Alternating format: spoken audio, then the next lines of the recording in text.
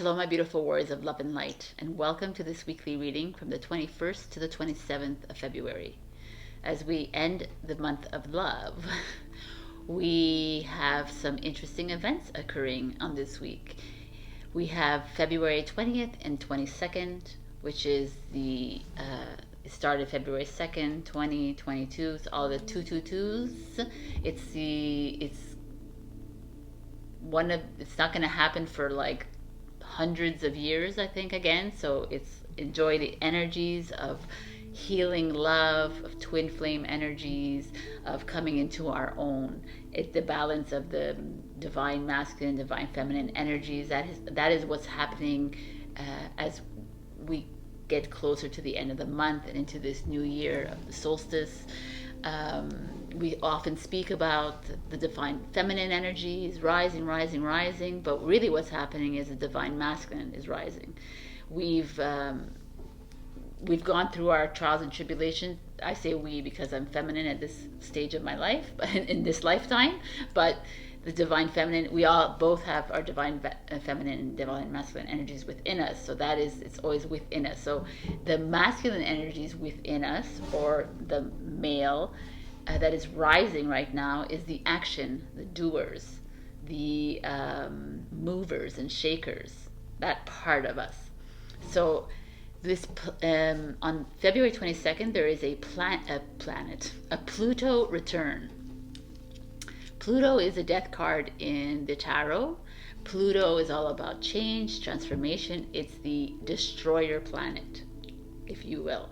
It's also the slowest moving in the planet in the solar system, And a Pluto return means that it does the whole cycle in a birth chart.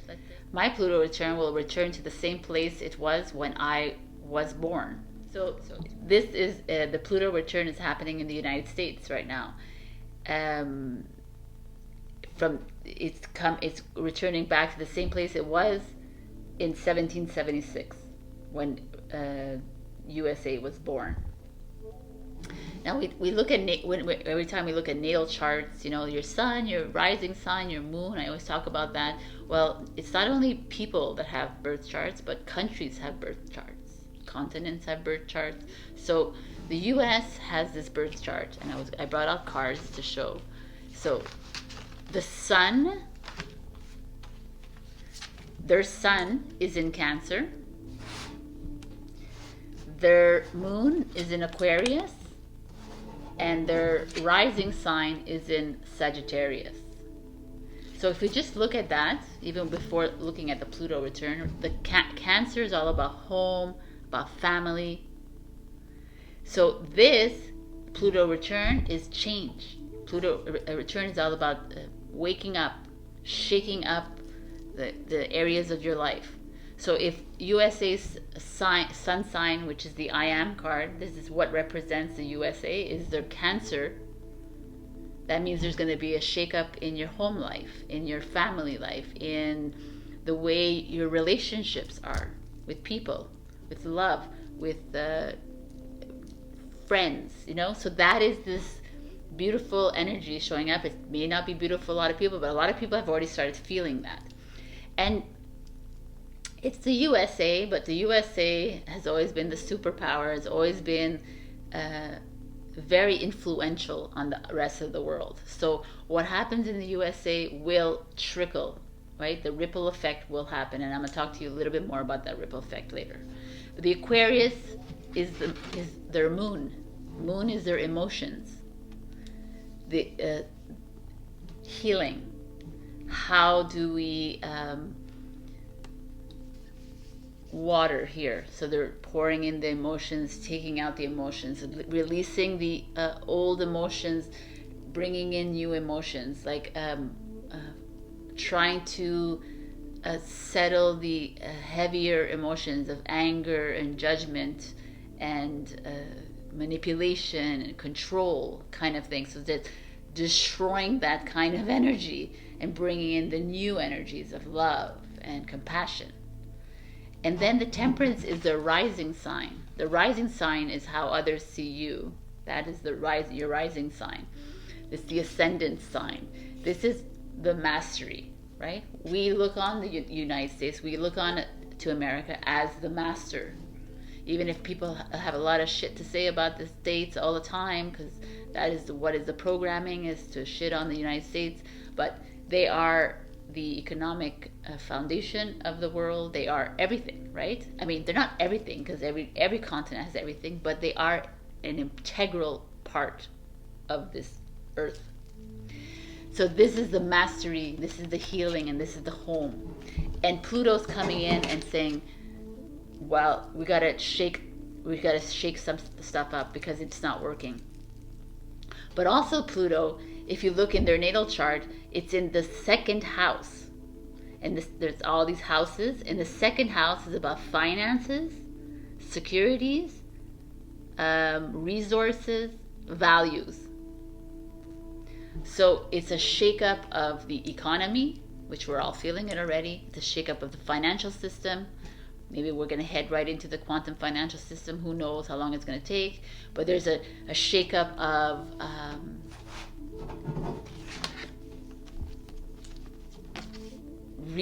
home, of values, right? Your values that you hold on to in your home life, in your family life. It's like a shakeup of the Aquarian, in the Aquarian age, which is the moon sign. So it's a very interesting thing. And it's like they're water, air, fire in this mix.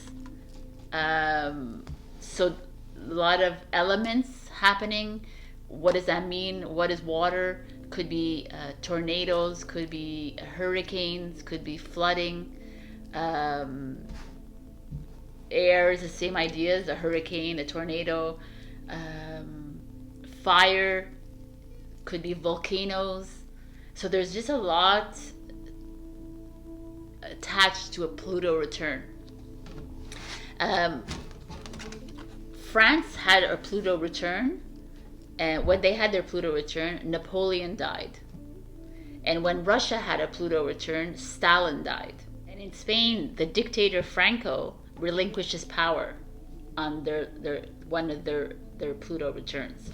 So I'm just telling you this because that's how significant, what the events that occur. So now USA is going to go into this Pluto return on the 22nd of February. So a lot of us are like, okay, what is going on? But we already see the changes in the world. We already see the uprising happening all over the world. So I went back in an article and I saw in 2019 they were like there was going to be civil war. I don't feel like there's civil war. I just feel like it's the awakening of people, right? So there's going to be a shift. But the fact that it's in the second house and the finances, to me, is like a shakeup in the economy. Pluto is like it's releasing the old and moving into the new. And that is what is happening. And also February 22nd, 2022, like I talked a little bit at the beginning, is this culmination energy of twin flame energy, but also soulmate energy, or just you, love energy, heart. It's coming from your heart. It's expansion of the heart. It's the crystallization of our heart. Heart is coming online. We all come from that. We put so much effort in the mind, but now it's coming to this, right? Now we're in Pisces season as well. So Pisces is all about love and this dreaminess, this heightened spirituality, but it's like this very escapism a bit, right?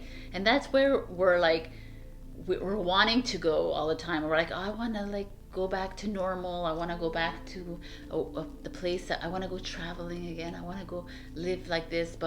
And Pluto returns like, we're shaking it all up because you gotta face the challenges, face all the little insecurities that are coming up. February 22 is all about facing the judgment within. I keep bringing up judgment because it's really big. It's big for me. It's big for everyone. It's about taking responsibility and accountability for everything that all the choices that we make, all the choices that we make for ourselves, for others. This responsibility comes with, if you look at it in a far greater way, we are one soul. We are one consciousness. Our goal is to be one unity consciousness, but we are one consciousness. So if you think about it, when you judge yourself really harshly, or when you get really angry, your anger does not only ripple inside your body, but it ripples throughout the consciousness, which is all of humanity. So there's times in our life where we wake up and we're like, I'm so angry. I don't know why I'm angry. Or I'm so sad. But I'm really feeling happy today. I don't understand why I'm so sad. Because we are feeling the energies from our fellow brothers and sisters. And that's how Earth too reacts, right? When the world is very angry, then there's like uprisings, then there's like tidal waves and tsunamis and floods and earthquakes and volcanoes. So we're all connected. And the reason I bring this up is because it's so important to become aware and conscious of all these energies that come up, these emotions and these feelings that come up inside you. So when you're feeling sad, know that it's okay to feel sad. By the way, they have to pass through us. The emotion cannot just sit inside, because then it's like crippling us inside. It's causing dis-ease inside.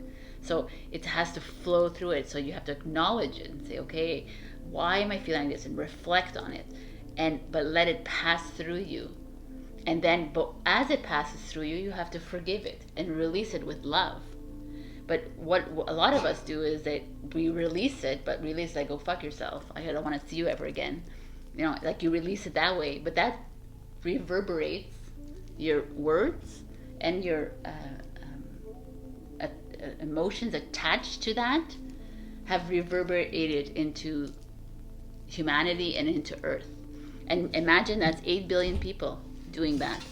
So we keep going in this loop and this cycle all the time, and that's why when you hear people say love and light, and it really is actually helpful to come from the place of heart and love at all moments, and to understand why this person is speaking to you this way. It's a reflection of you. You're projecting. So it's always like, I'm being honest, I'm learning to live in a 0 point neutrality, which is very challenging for me, because that 0 point is like love and hate, good and bad, right? V and no V, C and no C, right? That kind of, but saying it here and saying, well, I love this and I love this. So I'm gonna share a personal story with you. Like I've blamed, the past 2 years I've been blaming the government, I've been blaming the people following the narrative, I've been blaming a lot of people. I put a lot of blame on other people, but really this blame that I'm projecting is I'm blaming myself. I'm blaming myself for the choices I've made. I'm blaming myself for not fulfilling my mission of why I'm here on Earth, right? So every time you blame, every time you place something on someone else, it's like a projection. It's your mirror. It's you. So it's like for you to really pay attention to why. Oh, so I'm angry at this person. Why though? Because I'm angry at myself for choosing this path, for doing this. But I'm not really angry at that person, because that person makes his or her own decisions, and I have to make my own decisions. I have to forgive that person and forgive myself for being in that situation, and I gotta move on. And that's where we all are right now, because the more we're angry or sad or depressed or whatever you're feeling, and you're pointing that finger to someone else, then you're keeping that emotion, that negative low energy in the loop, in the Earth. And then it's just constant. So it's like you kept it there, then someone's there. Like, it's like a never-ending continuum. And that's why we keep saying we got to go into love. We got to bring out the heart. We got to feel compassion for everybody's choices, even the government. I'm trying really hard. Even the government got to say, okay, it's just a narrative. It's just a storyline. It's just a movie. We're all actors in a movie. Like, that's how I have to look at it. And I gotta, like, I'm playing my role, but now I'm gonna step back. Yeah, and yes, and then I watched a video this past weekend that put me through, like, I had to, like, take a few hours to myself after I watched that video, and I was like, oh my God. So the realization was that we manifested all the dark in this world. All of our shadow sides that, like, we have brought on for these thousands of years. We manifest the wars, we manifest the dis-ease, we manifest the evil, the tyranny. We did this through our blame, our angers, our victimization, our hatred of self, our judgments. So I was like, wow, man, it makes sense, because if you think about it, if we're not believing in polarity, hate, love, good, evil, right, wrong, then dark, light is one of those polarities. So, right? So we have to love the love, love the light, and love the dark to get to that neutrality, that neutral point of compassion and love. So yeah, it's like, ain't easy. I'm not gonna tell you. I'm being, like, completely honest and truthful with you, and that's the only way to be for me. It's just, it's like, it's time with this Pluto return, and this February 22nd. It's almost showing up in our face to say it's time to release the old energies. It's time to say goodbye to all those feelings of judgment and hatred and victimization, all that feeling of anger, and releasing it out and saying, but forgiving it and saying, thank you for being here, for showing me the light. Thank you for being here, for showing me that part of me that has been repressed for so many years. Thank you for that. That's the shakeup of Pluto return in the US, but it's for the rest of the world, because again, it's a ripple effect. So I'm going to leave you with this last thing that I got from my guides, or myself, right? It's at one point they told me, or I told myself, that we're living, how you're living your life, each and every single one of you, we're all living in our own simulation. Because I think I talked about this, that I was, like, freaking out that I'm living in a simulation, but then they came in later and they're like, yes, you are. I'm like, what? You created your own blueprint for this lifetime. Every trial and tribulation was created by you. Every car accident, every breakup, every home that you bought, every travel that you went to, you created. Every single moment, every hurt, every love, everything is created by you. You chose when it's going to happen. So just sitting with that and understanding that, that's why, like, when my guides come in and they're like, hey, we're following your instruction. And I'm like, what do you mean? They're like, you created this plan and you wanted us to help you through this as you went along. So I was like, what? So trust your plan. Trust that you are in the right place right now.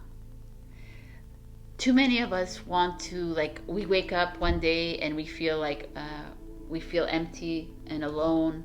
So we're like, well, I can't be feeling empty and alone because I'm this, like, super star being, star seed, you know, like, I'm a star, I'm a light.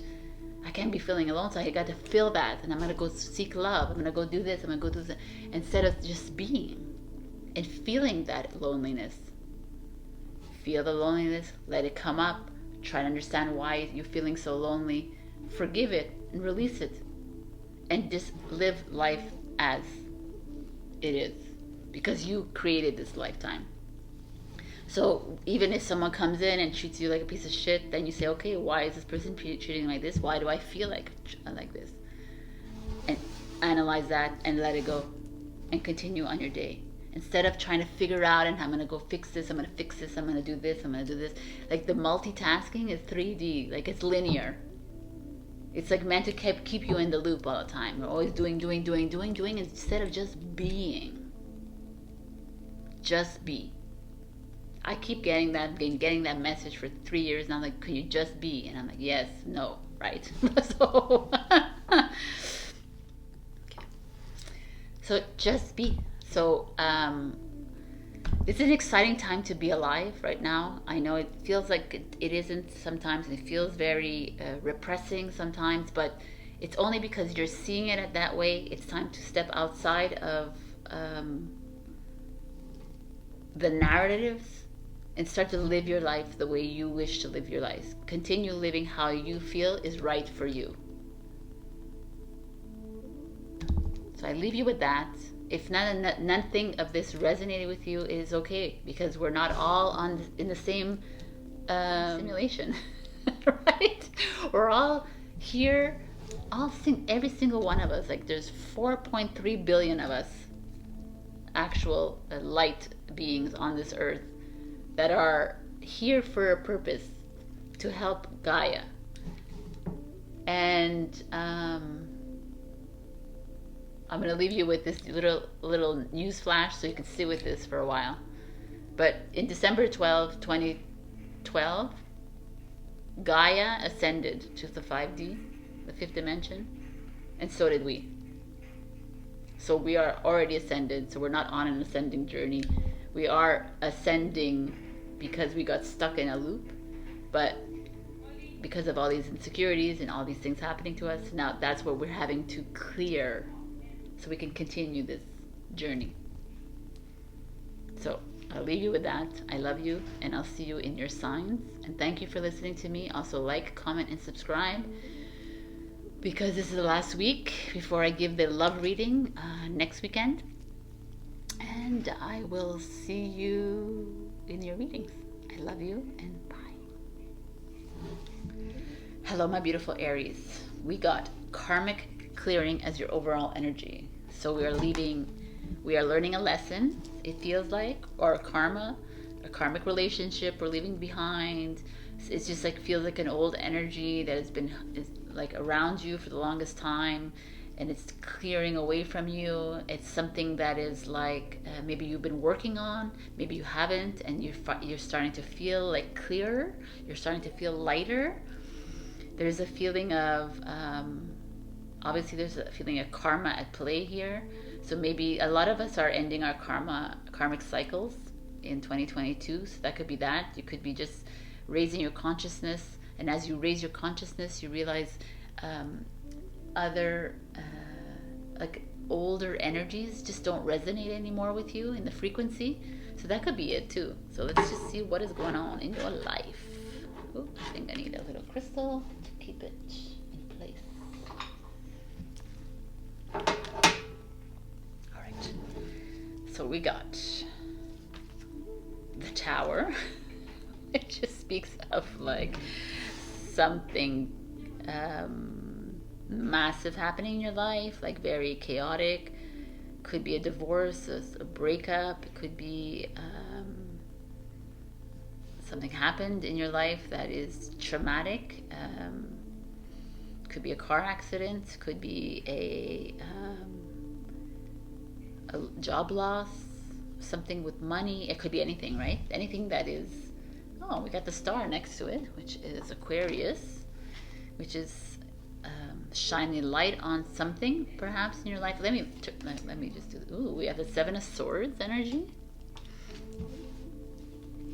Under the Tower, we have the Four of Swords. Under the Star, we have the Ten of Swords in reverse. So a lot of swords energy, which is air, which is mind, and the Queen of Cups in reverse, which is a Cancer energy. The Tower and the Four of Swords energy feels to me like perhaps there is something coming up for you, something that feels is heavy, something that feels intense, something that has happened to you. But the Four of Swords showing up is like, we need you to like navigate through this very cleanly and in a more sedative state, like a more serene state. Don't be so hyper about it. Whatever this is coming up to clear, know that it's part of your blueprint, part of what it needed to happen. It was a message to you. Maybe you need to slow down. Maybe you need to leave a certain situation in your life. Like, it's like everything has a reason. There's always like every time there's something traumatic or tragic that happens in your life, there's always a message behind it. Always. So this one is telling you maybe there is like whatever's coming up for you is for you to sit back and reflect on it. Because then the star shows up, which is like your hopes and dreams. But here, maybe it's bringing you to your hopes and dreams. Maybe it's bringing you to that, like you needed to go through the tower to get rid of something in your life, to get rid of a person in your life or situation in your life, to get to this situation, to get to this star. That's very possible. Because the Ten of Swords energy is an energy of like all this guilt, stress, all these insecurities, judgments, but it's releasing all that from your life. I almost feel like when I see this, is interesting because with these 4 cards, I almost feel like you are in the process of clearing an issue in your life that's been like, that kept coming back, that kept like crashing into you. You know, the lightning kept showing up in your life all the time, and it's like you're not seeing it. You're not seeing what the message is. So they keep saying, okay, we're gonna cause this to happen to you. We're gonna make this happen to you. You're not gonna be able to to move. You're not gonna be able to travel. You're not gonna be able to like do this. Like for those of you who haven't taken the V, you can't travel. So maybe there's a reason for that. Maybe you're not supposed to travel. I just got a light bulb moment with that. Okay. Maybe you're supposed to stay home and you're supposed to figure out stuff at your home. Maybe like everything that's happened to us is the reason. So here's that, and it's shining the light on it too.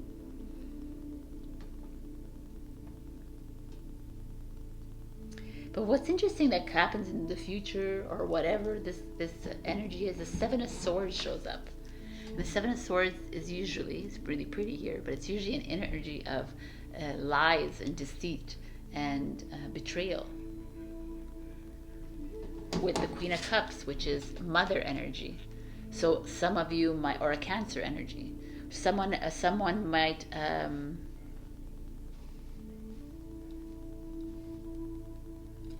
as you're going through this moment,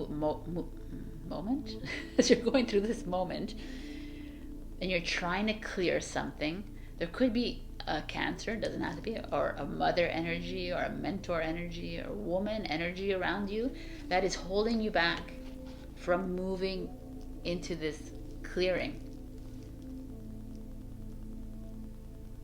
And it could be, it doesn't have to be a conscious on their part either. It could be subconscious, it could be very conscious. But there is, I really feel like Aries, you're needing almost to really take the time this week to better understand this lesson that is being brought up to you, and see why this person or situation, or it feels like a person to me, the Queen, or people, or it could be a friend, or it could be the Queen. So it could be something external, like the Queen or the King or whatever, but it's almost like you're going to reveal a truth, like a disclosure that that brings up this lesson, that like, oh, I'm just seeing so many different things now. This is so interesting. This could be a part of a disclosure of the world, and it's going to bring up things in your life. You're going to you're going to maybe feel betrayed. You're going to feel like you've been lied to. And that's why they're saying, can you You need to come from a place of neutrality. You need to come from a place of love and compassion when this karmic lesson is represented to you. Presented to you this week. The Tower is Mars, and it rules you. Aries, Scorpio as well. The star is Aquarius, which is, we're kind of in this rising of the age of Aquarius. It's very interesting. Seven of Swords is Aquarius as well. The Queen of Cups is Cancer. The Ten of Swords is Gemini. And the Four of Swords is Libra. So you have all the air signs here as well. So there's this feeling of you navigating through an issue that's recurring, and pay attention to it, because it's always been like, hello, you got this happened to you right now because you're not listening to us. Or why do you keep going back to that same relationship? Or why do you keep like knocking yourself like up against the wall and repeating the patterns all the time? And they're bringing it up again. So it's something to shine the light on, to release it. And it might even come in a disclosure moment, and it might come, I feel like it's going to be very obvious to you, this message, this clearing. This is really amazing, actually. I love this reading. So as a final message, I'm going to give you the angel answers, which is like when, yes or no, wait, or improving health. So there's a whole bunch of different kind of things. So ask a question, try to be as general as specific, doesn't matter, and then you could just figure out what the answer is and how it could relate to you. So think of a question.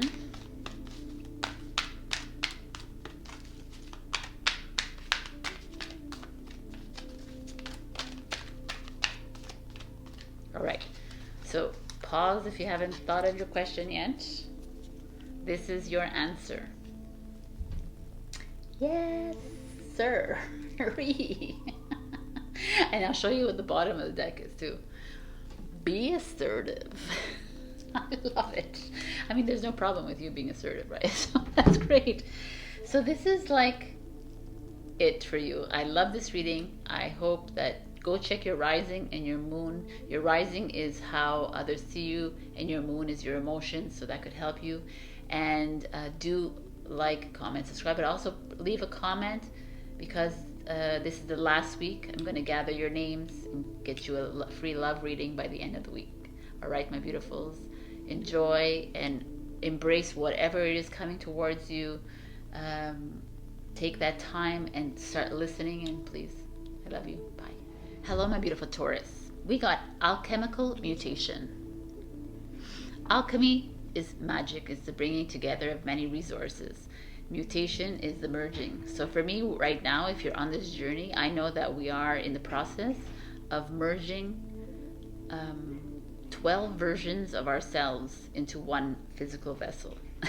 Yes, you heard me right. 12 dimensional density dimensions into one of us. So 12 Sabrinas into one Sabrina.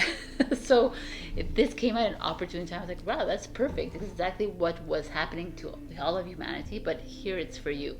So as light enters the body, physical changes occur in the body, right? The more light that comes in, the more your body expands, the more flu-like symptoms you have, more headaches, more ear ringing, more sensitivities to sound or light or color. There's just a lot of symptoms occurring because you're merging, you're mutating into your true authentic self.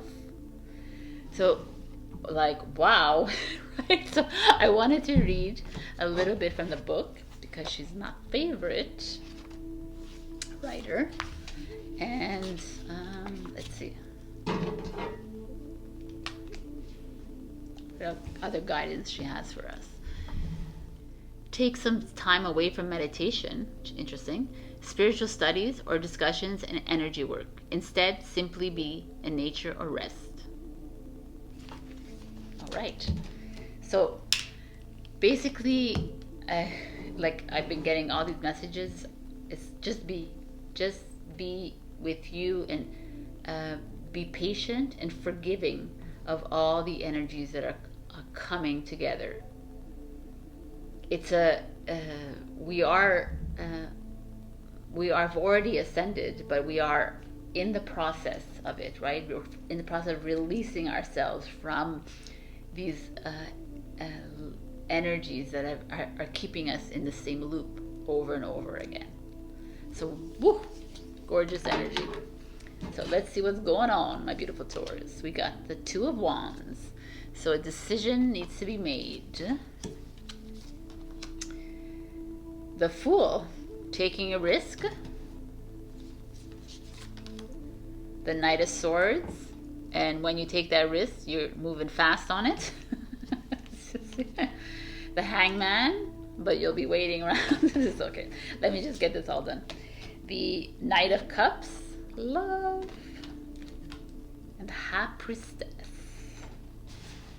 I already see the story happening here, because the Hangman, which is Pisces, which is Neptune, shows up with the Two of Wands, which is Aries. But here there's this feeling of a decision needs to be made, and you're still hanging back and waiting for someone else maybe to do it for you, or you're waiting for yourself to feel better about this decision. You're like trying to see it from a different perspective. You're like but I feel almost that this energy has been lingering around the Taurus for a long time. Like you're hesitating towards choosing that path of most resistance. You're choosing the path of less resistance, which is like keeping you kind of stuck in a loop.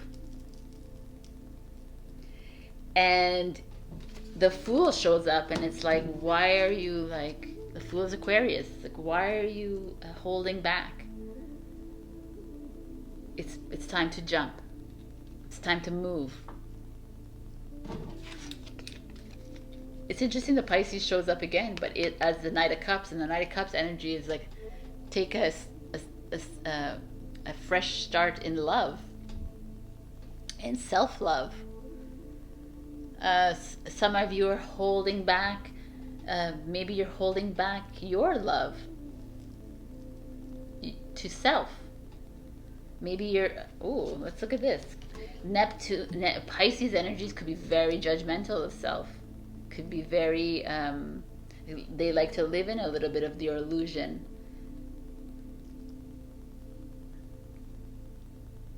And the Fool is like, it's enough with your illusion. It's enough with your delusion. It's enough living in that comfortable place. We need you to be uncomfortable. You're mutating, right? It's alchemy. Like the magician energy is not comfortable, because it's like you're creating from different elements. You're bringing together many resources, tools to manifest something else and manifest a new reality. And here the Knight of Cups is showing me that either you're hindering a twin flame or a soulmate, or it doesn't have to only be about love, but hindering someone from coming in and coming in, or you are holding yourself back, because I see the High Priestess here too, from making this decision. And the Knight of Swords is a Gemini. It's like, move, let's go. Aquarius is fast, like the Fool is like, let's jump in it, but the Knight of Swords is like, our conqueror, our warrior, are like quick-witted. He's not even though, sorry, that Gemini is air sign and they're thinkers, but he's not. He's a quick thinker. He doesn't like ponder. Doesn't sit back and like, oh, I could do this and I could do that. And he doesn't do to-do lists, and he doesn't do pros and cons. He just moves. He just like, it's time to go. And then the High Priestess shows up under him, which makes sense, because the High Priestess is the same energy. She's a Cancer Pisces energy, but she's the same energy in the sense that she knows what the next move is, and she's not waiting around. She's not gonna like sit around and say, well, because I can't do this, because nah. This is the Hangman energy I'm feeling here. It's like some of you are resisting the move, or resisting to take that leap. And your like other selves are coming into that body. It's like we need to clear that energy out of you. We need to clear all that is like holding you back, holding you within, because you keep holding yourself in the same place all the time. And the Knight of Cups energy is like that. It's like he's a conqueror too. He's a warrior too, the Knight of Cups, but he does it with love and with thought and with heart. Like he wins a war thinking about how much love he has for his country, kind of thing, right? He's very more expansive there, where the Knight of Swords is like not caring about any of that. He's just like, he has a goal in mind, and it's to conquer that country and to like put that flag on that land, right? So that's it. He's moving with very focused and targeted. The High Priestess, same energy. The High Priestess has that energy of like, I need to ascend, and this is how it has to happen, or I need to get to my next level of mastery, but I can't be with this person because it's not working. So why would I be there? Like, she's very logical, but logical in a higher mind kind of thing, very higher self. She's very connected to source. She already knows the plan. Like, that's why it's coming here. It's like, you already know the plan. You already know what to do, Taurus. And you're holding yourself back. You're like, no, I'm still gonna figure it out. And then you're gonna go through all the loops around it until you get to this place, and you're gonna say, shit, I should have listened to myself like 1 year ago, 3 years ago, 6 months ago, whatever. And it's like, it's time to move. Like, these night energies is like, it's time to conquer your fears. Conquer the judgment inside you. Conquer that ego that keeps saying, no. But I'm going to stay for him or her. I'm going to stay for this and that. I'm going to stay for the status. I'm going to stay for the love, whatever. But I'm not staying for the right reasons. Oh, but he or she loves me.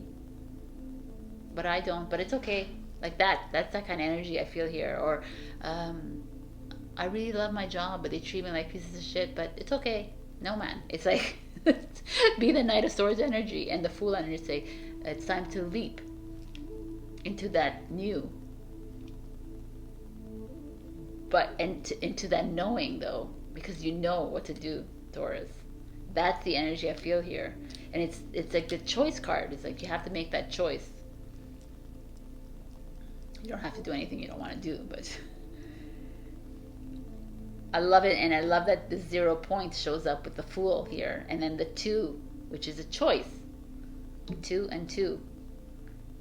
There's choices on the outskirts here, and they're asking you to move through it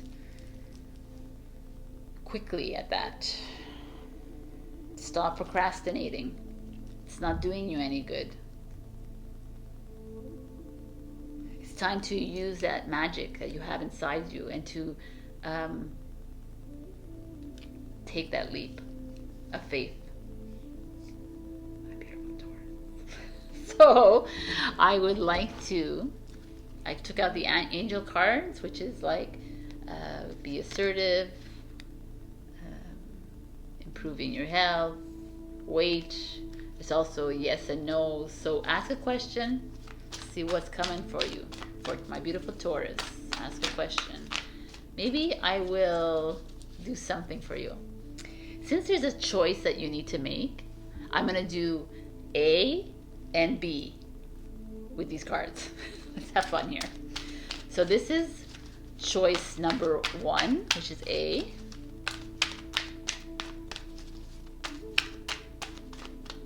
We'll wait for this one. Make sure that this...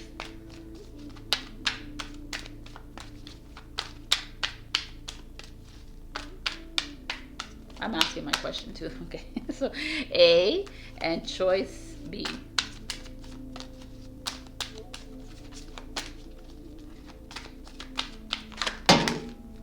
Okay, all right, so choice A. If you haven't already asked a question, ask the question. Pause. Is No. Okay. It's a no. Choice B is peaceful resolution.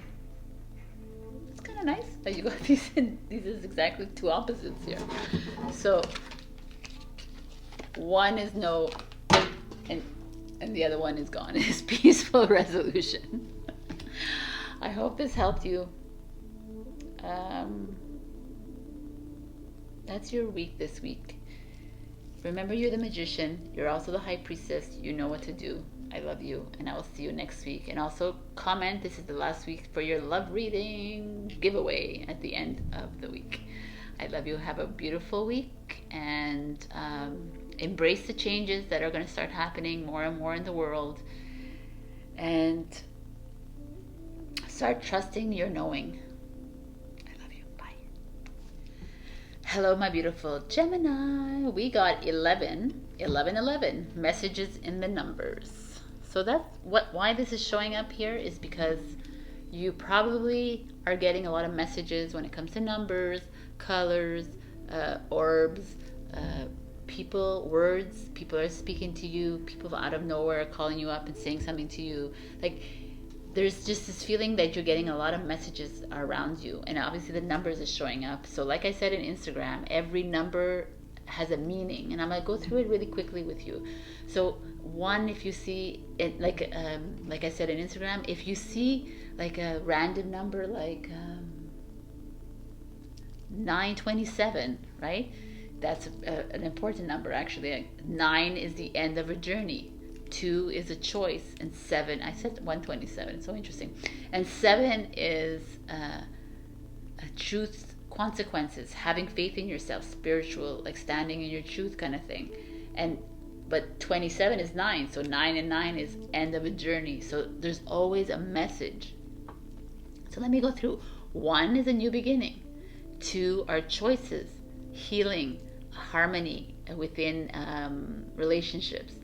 3 is the creativity, it's creative expression. It's also the Empress energy, which is about nourishment, coming from your heart, trying to collaborate with other people. Number 4 is a foundational energy. It's like getting to the nitty gritty of things. Number 5 is change, extremes, like it's all about change. Number 6 is love, beauty, abundance. You know, a lot of people have a really bad connotation. They think of 666, you know, because they connote it to evil, but that's just another vibration. So if you're in another vibration, 666 is actually very powerful energy as well. So 7s is having faith in yourself, spirituality. It's like healing. It's a self-healing 7 as well. 8 is about power. It's success. It's leadership. It's the eternity, right? It's like this cycle of abundance always as well. And 9, as I said before, is like the end of a journey. It's completion. It's fulfillment. It's like ending the cycle and moving into something new. And 0 is the 0 point. It's the neutrality. It's like being open and compassionate and loving to everything that's around you. So all these numbers are very meaningful, and this is why it's coming here. So I wanted to express that to you. So obviously you're probably seeing a lot of numbers, and pay attention to those numbers because they each mean something. Page of Earth, the Page of Pentacles. It could be your kids. It could be someone younger than you, but it also could be a project that you're working on, something new coming in, new money, new finances, new resources. 3 of Fire, which is 3 of Wands, is having made a decision and moving towards something. It's Aries. Chariot, interesting, is another like movement of lots of movement here in these two cards. Chariot is Cancer energy, and it's a 7. Let's look at the numbers. We're going to look at the numbers after. High Priestess, number 2. 5 of Wands, like a little bit of a struggle as you move on. And look who shows up. You, Love.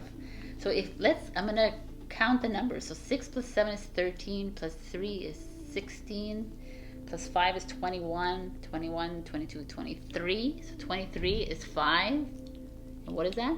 Change, babies. Change is a coming for my beautiful Gemini. So High Priestess, Page of Earth. So what does this say to me? Page of Earth is Taurus, Virgo, Capricorn. High Priestess could be Cancer, could be Pisces. Right away I got this message that maybe some of you who have children that are very intuitive, maybe you listen to these children. Maybe they're sending you a message, or someone younger than you. Maybe it could be teenager, 20 years, whatever, however old you are. You could be 50 and someone's 40 that's saying something to you. So there's someone around you who's very in tune with themselves, trying to pass over a message to you. That's what I'm getting here. Am I getting like a new project or something? I'm not really getting that right now, but it could be. You could be starting a new project and you're not sure where to go, and the High Priestess is like, just do it. Do what feels right in your heart. If you're trying to step onto a new path, right? Trying to fly away into something new, what are you doing? Listen to your heart. Listen to your higher self. Listen to the child maybe within you. Listen to your inner child. I like that. Listen to that inside you. Stop listening to the blah blah. It's all about listening to you, the messages, because you are the message. You are the messenger. And the Page of Earth is a messenger as well. So it's like there is messages coming to you, Gemini, and maybe you're not really listening to them, so they're coming in numbers. And then the Three of Fire and the Five of Fire show up, and the Three of Fire is this like, it's ready for you to move. You're ready to make a move. The Three of Fire, she's already made the decision and moving. But the Five of Fire has like it's a struggle. Like you're not sure. Like here, the action, there's action, movement, and here, like this is the Aries, and this is like the Emperor, and this is the Five of Fire, which is the Wands. Yes, it's Leo, which is the Strength card. So it's very interesting. So there's a part of you that maybe some of you are actually making the move, but then there's a part of you that's coming back, and you're like, well, maybe I shouldn't make this move because of this, or maybe I don't have the strength inside me to do this yet. And here she's like, I'm gonna sit and think about it. I'm gonna wonder about it. I'm gonna like, this is what's happening here. There's a lot of reflection, a lot of prioritizing, a lot of going back on really what you want to do. Wow. Because the Chariot is like, yo, we're moving. Because whatever it is that you're thinking about doing, Gemini, the Chariot is like, it's going to be successful. So what are you waiting for? What are you waiting around for? Why are you not listening to the messages coming to you? You're heading into something that is what you're supposed to do. Like move home, travel somewhere, maybe go meet someone, maybe leave a relationship, leave a job, leave something, because there's something forward for you somewhere else, and the love shows up, which is you. And it could be like there's another man or woman waiting for you on the other side of this decision. Doesn't have to be, because it's also self-love. And I love that this beautiful Lion shows up, because the Five of Fire is a strength card as well, right? A Leo energy. So the Leo is showing up here. It could be a Leo in your life. Doesn't have to be, obviously. But there's this feeling here of you stepping into your own. You stepping into this like brave soul that you are, Gemini. And the only reason you're getting these numbers is because you're not listening to yourself. You're not trusting in your decision making. You're not trusting in your choices. You're not trusting in yourself.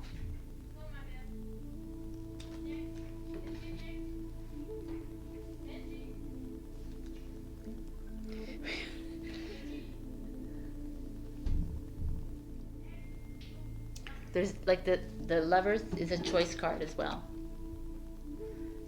it really feels like you're here to make a choice that's been around you for quite a while, and you're so ready to move on it. You're so ready to do it, and then there's this part of you that's resisting it. This part of you that's like, no, like, let's just sit in this shit, and let's just like make it worse for you. And the Chariot and there's like, no, man, it's like, it's time to make the move. So whatever this is for you, if this doesn't resonate, please go check your rising and your moon. Rising is what is how others think about you, and the moon is your emotion. So this is like, feels very specific to a whole bunch of you Geminis, but I really do feel like you're navigating through something that you've been navigating through a while through. And the High Priestess coming in saying, listen to your heart. What is it saying? Stop listening to the survivor here. Start listening to you, and jump on those horses and move wherever it's taking you to go. Because love is waiting for you on the other end of it. It doesn't always come from a partner. It's like love, like your love, like love of self too. Love or greatness is waiting for you on the other side. What a beautiful reading, Gemini. I don't want to leave it. I love it so much. So I have picked out the angel answers, and like I said to everybody else, it's like you get answers like abundance, or you get answers like within the next few weeks, or you get yes or no's. So there's like a whole bunch of different kind of answers, and let's see. So ask your question and come in with an answer. Gemini, please. All right. This is your answer. Be assertive. So if you look at the other end of this thing, is ask for help from others.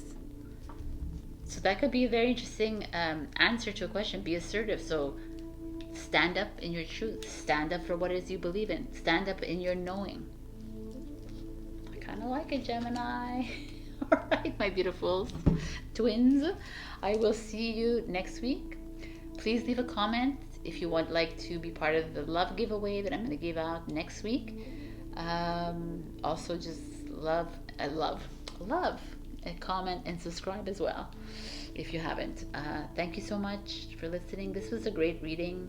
Start believing in yourself. Start knowing. Pay attention to the signs around you, because I feel like your team or your higher self is like kicking in. I love you, and I will see you next week. Bye. Hello, my beautiful Cancer. So we got paradigm shift number 4. So shaking up the foundation.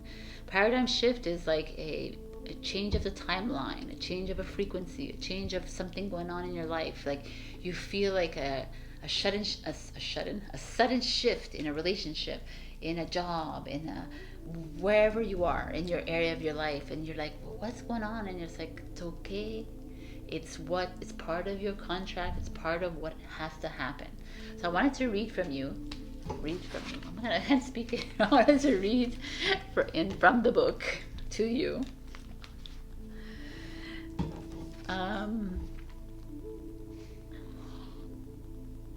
If you're feeling that you don't really know yourself, your relationships, or your place in the world as you once did, if you are feeling that what you once held to be certain now seems to be a little shaky, these are signs that you are going through a paradigm shift. This will bring you new perceptions that will free you to be in the world in new ways. You will find yourself shedding old limits, fears, and misconceptions. You are stepping beyond what you have known. You are a bit like a traveler in a new city, feeling awkward until she gets the lay of the land and how things operate in that new place. As you trust the unexpected and unknown, the universe will be able to help you in unexpected and previously unknown ways. So, let's get ready for this shift, my beautiful Cancer. So let's get to see what's going on. We got the crown chakra, top of your head, purple 7, having faith in yourself. Ooh, we got the magician, awareness. Number 1, we need the magician to do this. We have the Three of Cups, Three of Wands, partnership and alliances. Wow, we have the Ace of Wands, passion ignited, Cancer. We have the Eight of Wands, accelerated motion, lots of wands energy, and the Six of Wands. Oh my God, victory and success. Okay, not for anything, but you have Four Wands, which is fire energy, and you have the Magician, which is air, which is a Gemini, Virgo energy, and then you have the Crown Chakra, which is, I don't know what it's related to, but it's related to what sign it is. I don't know off the top of my head. So 7 is you, Cancer. Maybe it's Cancer, but there's this feeling here of, with the fire energy, something's coming with this beautiful energy. Look, crown chakras, you're getting connected to who you really are, source, and something new is coming in with this passion ignited. Maybe it's a new relationship. Maybe it's like a completely new project that's showing up in your lap. Something, a completely shift of energy. You're starting to see something different. Something happened to you. Maybe like the paradigm shifts usually happen when something traumatic or something like happens to you, like, ooh, like it shakes you up, it rocks your world kind of thing, and you're like, what is that? And that's usually a message, and it's like saying, pay attention. Everybody's getting this message, so interesting. Pay attention to that, because something new is coming in, and only you, like the Magician, can manifest whatever is coming in towards you. Like I said, it could be a relationship, doesn't have to be. It could be as little as a material thing, a car, or it could be a change in your living space, like a new business promotion, a new whatever it could be. There's just something that's coming, and you're the Magician here. You have the ability to create this into your reality. They're giving you the tool this week. You have it. It's time. And it's coming in so fast. Accelerated motion, right? The Eight of Wands energy is that. It's like movement fast. It might be coming in via like communication, like a text, an email, whatever, like a DM or whatever. It's coming in though. And then we get partnerships and alliances, which the Three of Wands usually is a choice that's already been made. You're like heading towards a destination. And here it's like, so maybe some of you are going to get into really a relationship or a partnership, or maybe you're coming together in a project, and a healing project, doesn't have to be healing, but any kind of project, or a collaboration with others, which is kind of nice. And that makes a whole shift, right? You're changing like your timeline, you're changing your frequency. So maybe at one point you were just doing a mundane job, and now you've decided to up it and you're doing something else. And that's what this is. And that it's whatever this change that you're bringing into your life, whatever you're manifesting into your life, success and victory is yours, my beautiful Cancers. So this reading is like the bomb.com. So, wow. You have to pay attention this week that whatever messages you're getting from here, or if you feel like a turn of tides is on it's coming your way, or something is coming towards you, and which is requiring a new path, a new step into your journey, then pay attention and be the Magician and work your magic, because whatever it is actually going to result in something very successful in the future. What is the future when we're all living in a simultaneous reality? But whatever, what's going to happen for you, like in the near future. It's like amazeballs. Let's see the I did the numerology for Gemini. I'm going to do it for you too. 2 + 7 is 9. 12 plus 6 is 18. 18 plus 8 is 26. 8. Leadership, success, victory, power. It's all there, man. So whatever it is coming, be alert. Take the reins of that like magic wand and do your magic, my beautiful Cancer, because something is working its way in, and it doesn't like it feels like a project or something. It could be a relationship. So as everybody, I'm giving a yes, no, like answers that come helpful people. There's something better. It's all like a bit of a mix. No need to worry. So ask a question and be open to the answer, that it's not, doesn't necessarily have to be yes or no. Question for Cancer, please.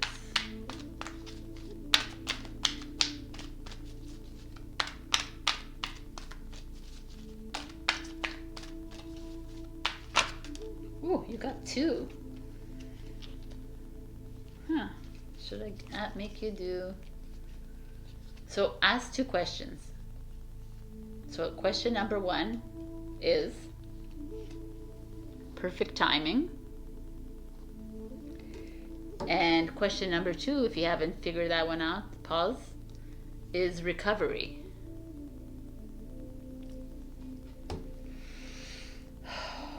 Trust in you, my beautifuls.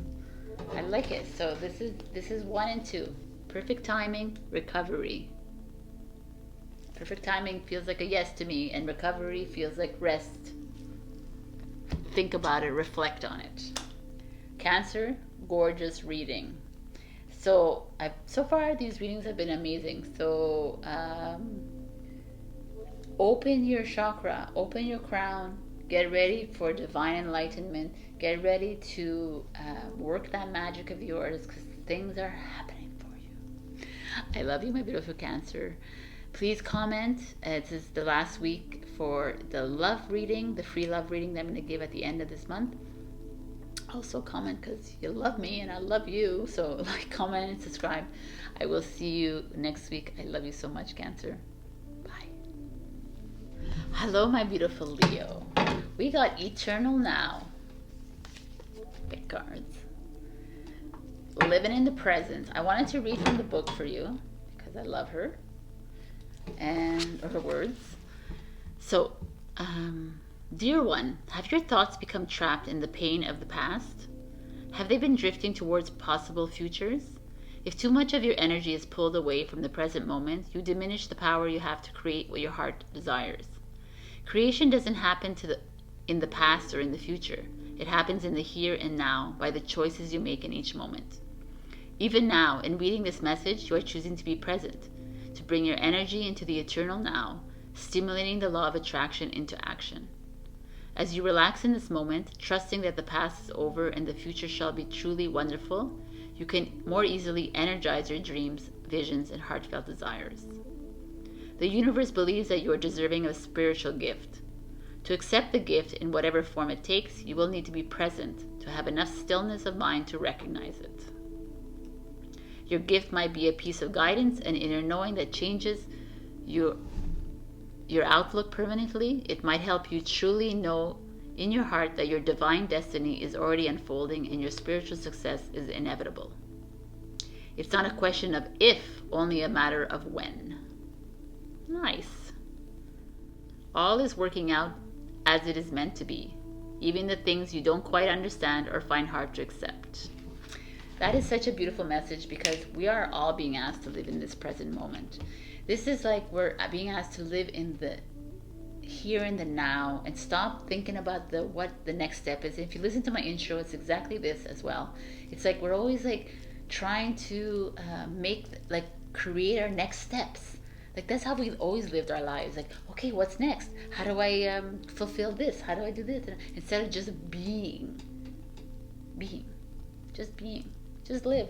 Like I'm doing my tarot reading now. I'm not thinking about anything else. I'm just doing this. I'm focusing on you guys. I'm focused on each sign. I'm not thinking about Gemini right now. I'm thinking about Leo. So this is what we have to do. You don't have to do anything, but that is that feeling here. I feel like Leo, you've been like maybe thinking too much of how I need to pay the bills. I used to do this before. This happening in your head. Ace of Swords, mental clarity. So interesting, these cards. Eight of Swords, mental confusion. Okay. King of Crystals, which is the King of Pentacles, which is a Taurus energy. The King of Swords, which is an Aquarius energy. The Five of Crystals, which is struggle with money. And the Nine of Crystals. Well, this is so interesting. The Nine of Pentacles. We have 3 Pentacles and 3 Swords energy. So Swords is air and Pentacles is earth. So you're neither of these, by the way. So air is very mental and earth is finances, security. So that I feel like is coming up here. Maybe that is something that is like, woo, in your mind. Like Ace of Swords is Libra, Gemini, Aquarius. Eight of Swords is Gemini, and the King is Aquarius. In the Pentacles, you have Taurus, Virgo, Taurus. So they could be relevant in your life. They don't have to be. But the fact that they're all here, and I could just look at it as a whole, is that you're thinking about money. You're thinking about how are you going to pay something. You're thinking about, I don't have enough money to travel. You're thinking about, I need to get another job. I'm not getting my raise. Or it could also be you're thinking about someone in your life. A man, there's 2 kings here. So a man or a woman in your life that are like not,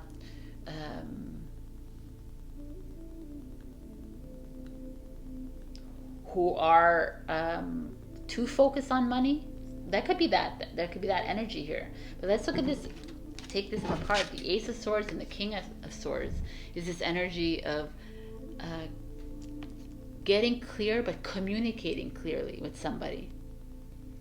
The fact that the King has showed up, it means that it's a person in your life that you're not communicating clearly with. There's a disconnect when it comes to speaking to each other. Could be your partner, could be a parent, could be a family member, a friend, a boss, a colleague, could be anything. There's just this feeling of you're not seeing eye to eye. The King of Swords energy could be a bit cold and reserved. They could be a bit like they're not your energy, Leo. They're like pragmatic and like to the point. Or you like a little bit of you're that way too. You're unfiltered, but you're also, you need a little bit of fluff, right? So this is an energy of like a bit too cold for you, but it's like it's almost like feeling like you're needing to get clear with somebody. And you know, if I could look at it in a whole different way, like. The Ace of Swords could feel like maybe there's something new coming in. Maybe a new relationship is showing up with this Aquarius, or a new business project. But I really feel like here it's all about a mental state here for you guys. Because the Eight of Swords shows up, and the Eight of Swords is this feeling of like not wanting to see the situation clearly. Not like retreating from what is going on around you, and preferring to stay retreated. Because the Five of Pentacles is an energy of struggle with money, lack, poverty mindset, thinking, well, I'm hopeless, I can't get this job, or I'm hopeless, I can't do this. Like you're a Leo. Of course you can, right? So it's like you're like bringing yourself down. You're creating the poverty mindset for yourself. Even though you're like, right now I'm struggling, Sabrina, but maybe you are. But stop thinking about the future. Stop thinking about tomorrow. Like, start thinking about right now. What can you do to change that? Right? Can I go get a job? Can I do this? Can I? But right now, in this very moment, not like, okay, in 5 years from now I can do this, and then next week I can do this, and in 2 weeks from now I do, and in 3 weeks I'm gonna go here. Like, no, that's what the eternal now is. Like, can you be present? You're feeling insecure, then let that insecurity flow right through you. You're feeling like guilty that you're not working, you're feeling whatever the hell you're feeling, let it flow right through you. Understand why I'm feeling like this, face it, and let it flow right through you. And poverty mindset keeps you in poverty. It keeps you low energy and low frequency. And the King of Crystals shows up to say, hey, none of that. I don't go around my life thinking that I am unworthy. I go around, even if I'm struggling financially, Taurus energy is always going to make something of themselves. They're going to figure their way out. They're survivors. Like you, Leo. So that's showing up here. And it's like, maybe you're going to meet a Taurus, or you're going to meet someone in your life that is financially sound, that's going to help you through this. Because the Nine of Cups shows up, and it's like the Nine of Cups. The Nine of Pentacles shows up, and it's like financial independence, worthiness. All right, little technical difficulty here. Okay, so where was I? So I was talking about the Nine of Pentacles, how it's about coming into your own when it comes to the finances. So isn't that beautiful? After all of this, like there's a little bit of a setback when it comes to finances, or it could also be all in your head, that you're creating the poverty mindset. You're creating the lack of abundance because you are not really trusting in yourself. You're not really believing in yourself, and you keep making plans, or you keep living in the past of how you used to make money, how you used to be so great, but you're not living in the present moment. And there's these two kings that show up here. So these kings could be people in your life, could be father, a brother, a son, a partner, friends. Doesn't always have to be men, but the fact that the king is here, it could be women also in your life that are like part of the problem, or part of the, or helping you out. There could be that communication issue with that person, and then there's someone else coming in and saying, okay, let's work together, let's figure this out for you, let's start a project together, why don't you invest money in here, or like someone helping you through this, out of this mindset of lack. And that is, I feel like that is what's showing up very strongly in the cards right here for you, Leo. You're very much in your mind. You're thinking too many things, where you're being asked to just be.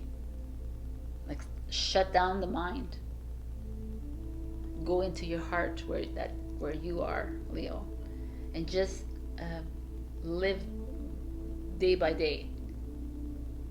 And not project. And not remember always the past. It's like let's live now, like this. But what's coming in the future, right?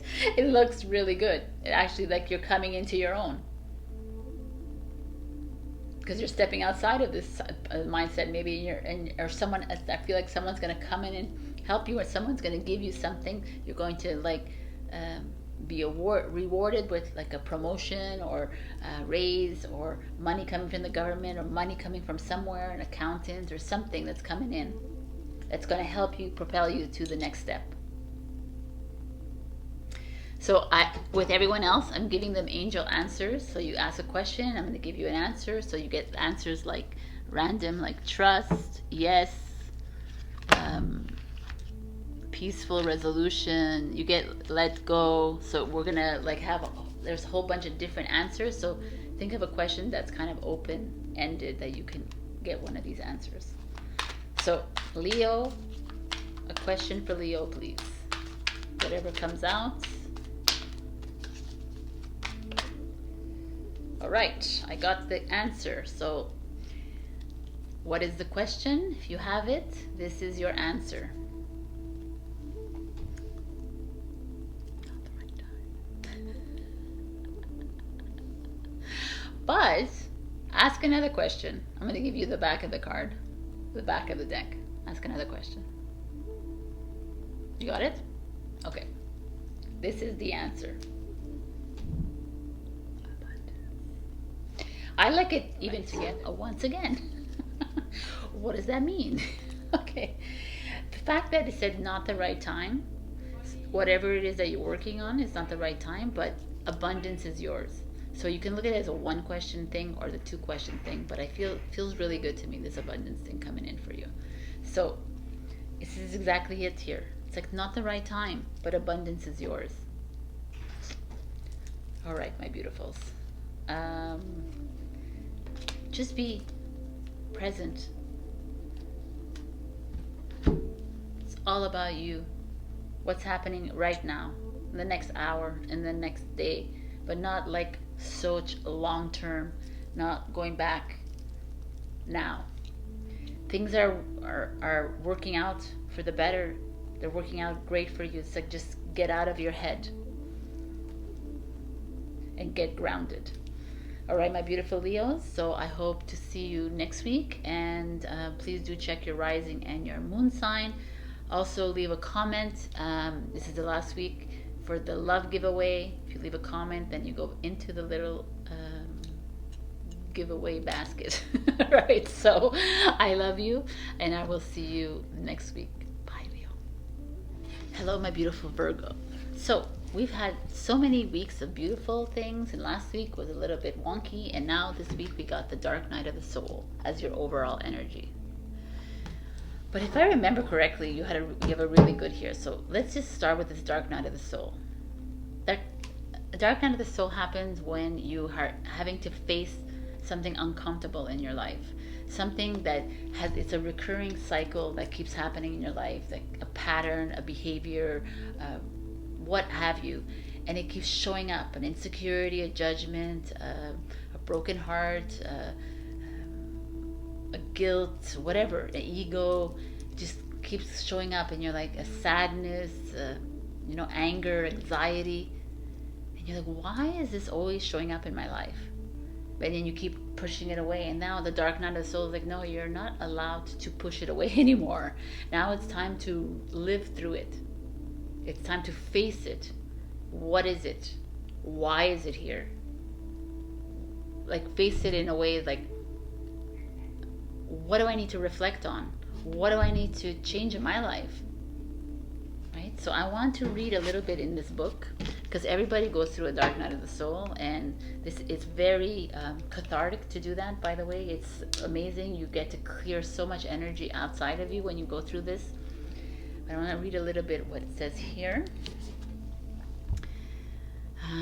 Though it begins as a challenge, the dark night of the soul will become a saving grace. Love knows you are ready. No matter what you may think at this moment of struggle, you are ready to take this spiritual test and emerge more in love with the divine than ever. Remember, this is an advanced initiation, therefore challenging at a profound spiritual level. Therefore, get some support. Even though you walk the path alone, another can help bear witness to your process and remind you that you are on a noble path of empowerment, love, and truth. Also, although you may feel your guidance has abandoned you, in truth, they are with you ever more closely, whispering words of encouragement, hope, and love. Look for the love within and let it guide you through the dark night. It will lead you faithfully and in perfect divine timing into the light of your sweetest morning. The only way to end the dark night is to go through it, to endure it and know that although you will not understand how it could be possible, it will transform itself into the sweetest grace. In time you shall be on your knees, not in despairing prayer, dearest child of love, but in gratitude, peace, and devotion. The dark night shows up because you've suppressed it, you've repressed it for the longest of time, and it's time to accept it and to forgive it and to release it. Sometimes the dark nights come in very physical forms, like you feel it physically and you're having to release that energy physically. Sometimes the energy is mental, emotional. It comes in how it comes in. A lot of the times we feel it physically because we are physical bodies, so we might have back pain, leg pain, stomach pains, internal pains, lots of headache, migraines. Know that that's an energy that's filtering through you and flowing right through you. So, what is going on, Virgos? We got the Queen of Swords, which is a Libra energy. The Queen of Swords energy, very tough energy. So let's see this. The Four of Swords energy, which is rest and relaxation. The Seven of Cups in reverse.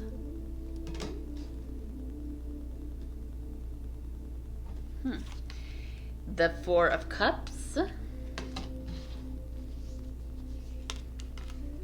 The Hierophant, which is Taurus energy. And the Four of Wands, which is wedding energy. And the fours, you have 3 fours. So 4 is about foundation. It's like grounding yourself, bringing yourself into the ground. But 4 times 3 is 12, so it's 3. It's like, I really feel like it's more like a finding, like setting your feet in the ground. So this dark night of soul is showing up, which makes it interesting that the Queen of Swords would show up, because the Queen of Swords would be that dark night in you, right? Is that like very it comes and it stabs you right in the heart, kind of. That's who she is. She's like, I have no feeling and no emotion. I'm just gonna like stick it to you. I'm gonna tell you this is how this was meant for you. This like literal hiccup that you're going through, this dark night of the soul, is meant for you in this part of the journey, for you to wake up to something. A realization of self. That I allow this to happen to me. I allow them to treat me like this. I allow myself to, maybe I'm angry at myself. Maybe I'm, why do I think less of me? Why do I think I am unworthy of this? Why, like, that's the dark night. It's like you get to a point in your life, or in your this point in time, and you're like, why am I allowing myself to be in this like spinning cycle? And the Four of Cups energy is that kind of energy, is like unsure how to make the next move. I'm going to sit here in my cups. The cups here are all full. They're all standing. So that's her emotions. Her emotions are full. She's feeling them, every single one of them. Because the Queen of Swords just gave it to her, right? So the Queen of Swords came in and said, the only way you're going to learn this lesson, this karma that's in your life, this karmic relationship, is by me coming in and giving it to you straight. By you having to take a look at this and say, okay, what is it what is the lesson I'm learning here? It's not about you being angry with someone else, or you being angry at yourself. It's not about you feeling sad about you or another person. It's not about judging another person or judging yourself. It's not about that is why we end up in these dark night of the souls, because we're always like putting our shit on other people, instead of actually looking at it as it's me, it's my responsibility, I have to be accountable for that emotion that it just arose in me. The reason I'm feeling angry about this person's choice, or that situation, or the way they reacted, or that response, is me. And it's a realization of self. It's kind of scary, kind of, but it's amazing, because once you go through that, you're like, oh wow, next. Right? So you're like, okay. But it's like, that's why the Four of Swords is showing up, and it's like, okay, we need you in mode. Not thinking about every Tom, Dick, and Harry, not thinking of every single situation and how you could have done this and how you could have done this and why you're feeling this. And don't think of the whys as much as taking that energy as a frequency. It's a frequency in your body, taking it and forgiving it and loving the anger, loving the judgment, loving the ego, because it's gotten you this far. The anger has allowed you to vent your energies, but now it's time to. It's not it's a time, like we're at a point in a juncture in this lifetime where all these like really heavy energies, we have to look at them in a loving manner and appreciate them for what they are, but we have to let them go. And of course they're going to show up again, but always, the more you forgive that energy, the more it dissolves and dissipates, and the more you could come from a place of understanding and forgiveness instead of always coming from a place of judgment. And the Hierophant shows up. Could be a Taurus that's helping you through this, to navigate through this, or it could be well, the Taurus is like the Hierophant on the Taurus. The Hierophant is a traditional, it's like following the rules, right?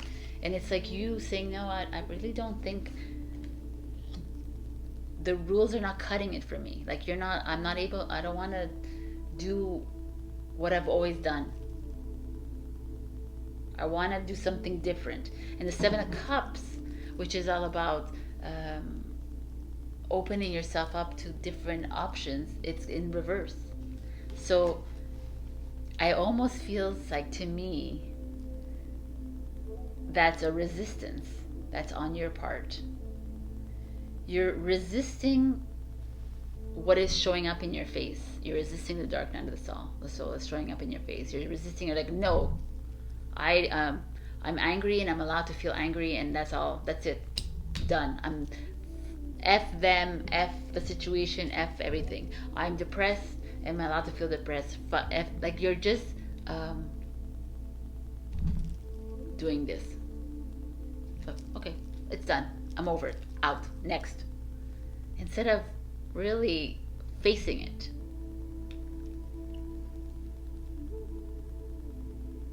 That's why I like the Queen of Swords here, because it's like she's the no bullshit queen. She's like, no man, that's not the way to go, my beautiful Virgos. You're avoiding the emotion by just like letting it go. Okay, no, this person did this to me. Well, he can go screw himself, or she can do that, or they treated me like shit at the work. Well, fuck it, I'm leaving, right? And then you just leave things, but you're not really solving anything. You're just like, okay, bye. That is how I'm feeling. This is here happening, and you're not trusting yourself inside. And the Hierophant is a traditional, but the Hierophant is a Taurus energy. The Taurus is like, let's get grounded, Virgo. Let's get your 2 feet on the ground. But it's also, stop being so freaking stubborn. That your way is the right way. That I'm the only way. The only way is my way. That's a very earth sign. Virgo, Taurus, very much. You're very much like that. And that you did this to me, so you're a 0. You didn't give me the raise, well then you're a 0. You didn't do this, you know, like that is that very energy. And the 7 of Cups energy is coming in and saying, there's so much around you. There's so many possibilities that you can take. There's so many roads around you, paths, and you're like not willing to look at them. No, you're not willing to look at the other person and why they're going through this. Maybe they have an issue and you're not willing to look at that. Or why your boss treated you like this. Maybe he's going through a divorce, or she's going through it. You know, it's like we have to like we're so one-sided and tunnel vision about things in our lives, because it's just me and myself and I. It's not about this other person, and yet we're all here as one soul. So this person who's been in your life, or this situation, or the reason they crossed your path is because you are part of the same soul family. You're learning the same lessons together. So rejecting them is like you rejecting yourself. Because the 4 of Wands is showing up here. The 4 of Wands is celebration and harmony and wedding. It's a coming together. It's a foundation of love and a phoenix rising, if you must. It's like you guys, Virgo, and I've been rough with other people. I haven't been rough with you yet. Maybe I was a bit last week, but because the dark night of the soul is showing up, it means that you're having to navigate through like a really discomfort, like an uncomfortable energy that has been coming up a lot, always, all the time. Like, I'm really angry, I'm really depressed, I'm really sad, I'm really anxious, I'm really like, I feel so guilty, I feel so like this, and like I'm better than everybody else. There's like all these feelings of like low vibe, like low frequency energies, which are fine. I make that face, but we this is something we've been carrying for thousands of years that keep showing up all the time. But we're having to release them. Release it all. And stop being so caught up in it. Stop attaching yourself to that energy so strongly that you're not willing to look at the other options, the other like reasonings or explanations for it, for that other person who is part of your soul, right? Because something is great is coming out of this dark night. A realization of self is coming out of this. A union with a partner, a union with a friends or family or something like what you're going to go through or what you have gone through or whatever is working in your favor. I think that all of this is just saying, like, please be patient with yourself, rest, relax through it, do what you can, take baths, take showers, go swimming, do things that are pleasing to you, but do them, because you are, as you navigate through this really uncomfortable situation, the end is pleasing and rewarding and beneficial for you. The Queen of Swords gave it to you, people. Really, like the Queen of Swords, like, I'm giving it to you. Like, I think it came like in your face, and you're like, whoa. You're pushing it. You're pushing it back, and you're just festering in your emotion instead of making it go right through you, and forgiving it and the person, or the situation that put you there. Because at the other end of it, you'll be very surprised. Something great is coming your way. I'm telling you right now. You have to go through this to see the light at the end of the tunnel. And that's the light of the Four of Wands. Wow, Virgo. This was intense. But I was expecting that. Dark night of the soul. That's what it is, baby. You're going through the squeeze to come out to see the light. Our last message is an angel answers deck. So I'm going to give you an answer. It could be yes, no. It could be meditation brings answers. It could be whatever. It's all very mixed up. But think of a question. Let's be open about the answer. For Virgo, please. Oh, you want to come out, eh? I see that. All right. Okay. All right, I'm going to give you two answers.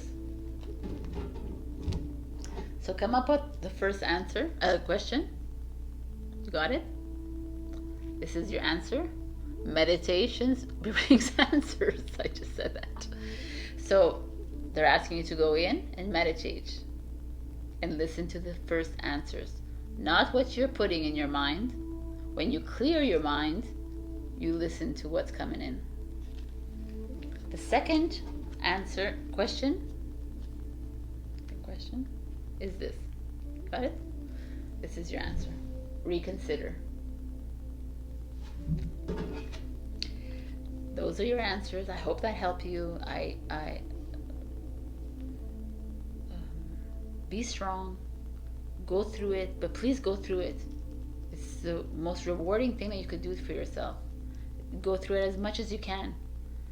The darker the night of the soul, the more joyous and illuminating it is at the end of it. All right, my beautiful Virgo, I love you so much. You got this. Be strong. A wedding is coming. A ceremony, a celebration is coming at the end of all this. I do comment the last week for the love reading and giveaway, and also subscribe if you haven't. I will see you next week. I love you so much. Bye.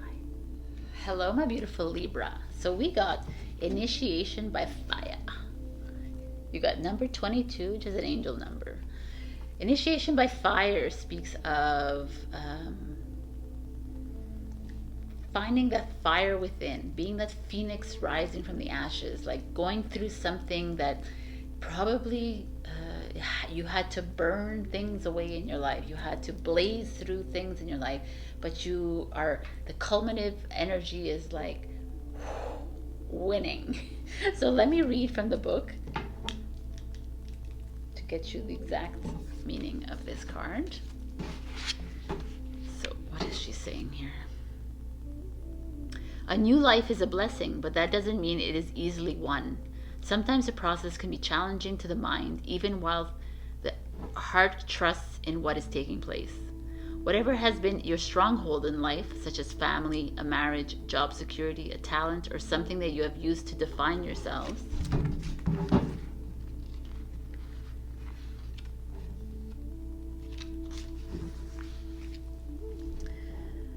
will be where the fire burns the brightest. Those areas will be transformed. Letting go and allowing that to happen to the very parts of your life that you are most protective of can require deep faith. You have to remember that love is real so that you can hold on to your courage while you let go and allow the divine to have its way. Remember that the power of fire is destructive only in part. It also stimulates rapid new growth. Healing will arise in whatever area is being transformed. It is not only an ending, but also a beginning.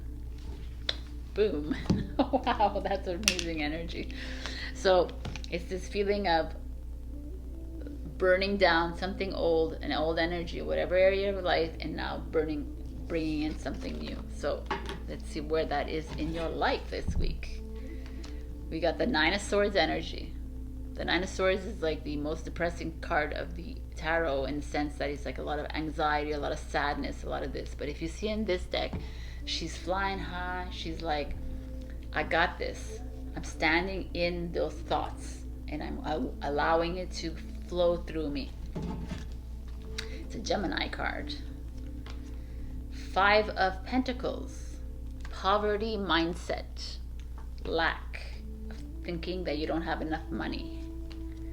The Moon. Ooh, we got some heavy energies here. It's Pisces energy.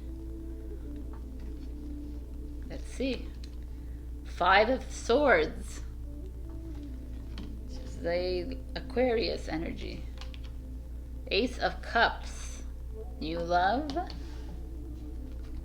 And the Eight of Cups. So the Ace of Cups is Cancer, Scorpio, Pisces. We have the Nine of Swords, which I said is already Gemini. We have Aquarius. We have Taurus, Pisces, and Pisces again. So those people could be significant, doesn't have to be. But right away, when I look at your overall, I speak today, I can't speak today. Your overall, I'm losing my words. Energy, I feel like there's a lot of release of, you have 3 water, 2 air, and 1 earth. There's a lot of thoughts, mind going on here with the Nine of Swords and the Five of Swords showing up here. These are this feeling of losing, this feeling of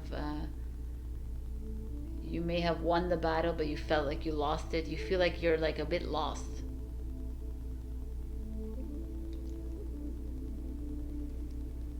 So interesting. You didn't get 1 fire here, by the way, and it's a fire. So interesting.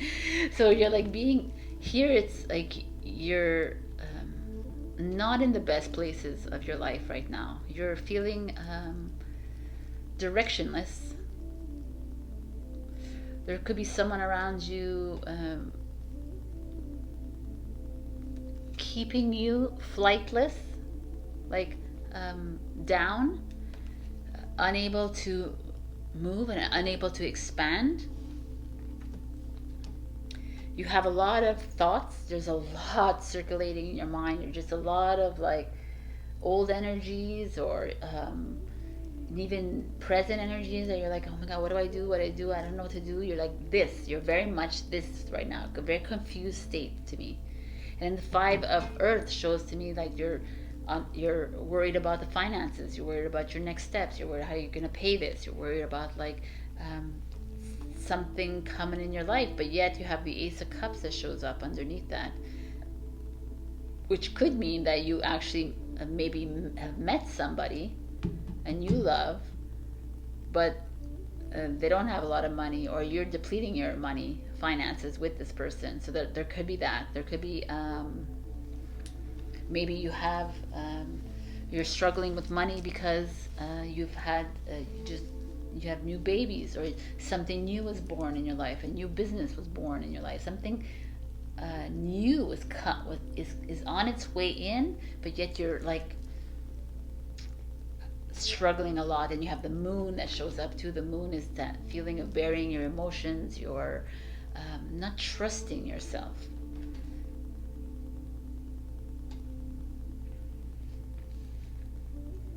And yet there's a new project coming, a new even a new relationship wants to come in, a new chapter is opening up for you, and you're resisting because of your past. You're resisting of like, maybe I've always done this and this never happened, so I'm not going to do this again. I'm just going to stay here because this is what and the fire is like, no man, we gotta burn that shit. Like, not literally, by the way. We gotta like release it into the ashes and rise from it. Rise from all these you're worried about money. You're worried about whatever is in your mind. You're having insecurities. You're judging yourself. Your ego is like you're shooting yourself down. You're not being your best friend right now. And yet there's like a path opening up right for you, and it's like, hey, I'm here. Why aren't you taking this path? Why are you choosing to live in this kind of like energy? And the moon could be like, look, I love it actually. It's like something new, Ace of Earth, Cups. And then this is like, I'm leading the way. I'm leaving the trail of stars for you. Can you listen to your intuition? And can you like use it and move with your higher self in mind and your heart? Let's go in towards what it is that you're needing to go towards. Like I'm like opening I'm blazing the trail open for you. And the 8 of Cups is like, it's time to move, Leo. Why'd you call Leo, man? It's time to move, Libra. Move away from this. This is like a very heavy energy for me right now. This like a poverty mindset, this lack energy. It's all lack energy, like not trusting yourself, not believing in yourself. People around you flying around with like their own ideas that are not aligning with you, and you're like, oh my god, you're taking them on, even though this is like fly. But this one is like, she's sedentary. Her wings are out and she's ready to fly, but not yet. And here she's like, I'm ready to fly, but still like she's just hanging around. She's not fully taking flight. And 8 of Cups is like, you gotta leave it behind you. Take what you treasure the most with you. Could be whatever it is that you treasure. Doesn't have to be material. Just take whatever it is that your crystals. Take whatever you treasure with you, and it's time to step on that voyage, that trail of ashes. It's time to be that phoenix and rise. That's the message I'm getting for you. So I don't know what situation it is that's holding you back, Libra, but you have a very you are dealing with some really heavy energies that are around you, and you've been trying to like release yourself from them, and they keep showing up. And now you're being given a root. Like all of these things have this like root in front of you. You're being given the opportunity to take the path, and it's for you to be that, to build that fire within you, be the dragon, be the phoenix, however you want to see it, and trailblaze onto it. Doesn't have to be a relationship here. It could be anything. That could be like a situation in your life, like a certain situation that's holding you down. Maybe your anxiety is keeping you down, but you have to face that anxiety and understand what it is and release it from you and move into something new, a new energy, which is a positive energy, a fiery energy. Like step away from this, always these feelings of depression, always these feelings of sadness, always these feelings of victimization, of this poor me and the poor me feelings and emotions. That those don't work anymore. It never worked. It just keeps you down. Like, I don't have enough money. I don't have enough. Everybody is abundant. Everybody is full of love and freedom. Everybody. We all have it. We're fucking powerful beings of light. And it's something that we need to understand. We have so much power. Everything that we're living right through is an experience. It's just an experience. And now they're giving you a path to open and to live your experience into greater expansiveness, into fire and passion. Wow. You have 2 5s here. 5s is about change. 9 is the end of a journey. 8 is having the power to move through. 18 is 9 is the end of a journey. Ace is the beginning of a journey. So everything is indicative here of like change is happening. You're ending something and you have to begin something new. It could also be like you're in a business that's not making any money, and they're saying, can you think about doing something new? Like, create a new kind of project, maybe something else that like that you're passionate about, and you need to start something new, but something is keeping you down. So whatever area of that life it is, you're actually, your guides or yourself is bringing it, opening up for you and saying, hey, pay attention, Libra, to whatever they are opening this new trail for you. All right, I'm going to give you a answer to a question. They come out into all different kinds of answers. Listen to your intuition, improve your health, yes, no. So come up with a question, and I'm going to give you an answer, my beautiful Libras.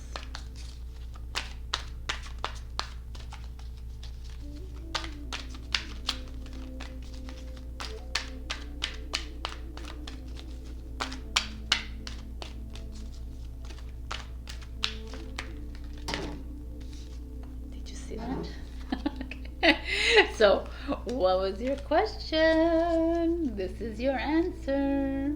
Coming in. Success. Kind of nice. Success. And the back, which is like, could help with this, is peaceful resolution. So, it's a, whatever it is that you ask, it'll be peaceful at the same time. All right, my beautiful Libras. I love you, and I hope that this resonated with any of you. If it did not, go check your rising and your moon sign. Also, or your Venus or your Jupiter or whatever sign you want to check. And do leave a comment. This is the last week for the love reading giveaway that I'm going to do at the end of this month. And I love you, and be kind to yourself while you're going through these energies. But I really feel like you're being granted an opening, like a portal or a doorway to something new. It's time to pay attention to that and to take it. I love you, and I'll see you next week. Bye, Libra. Hello. Hello, my beautiful Scorpio. So we got grounding.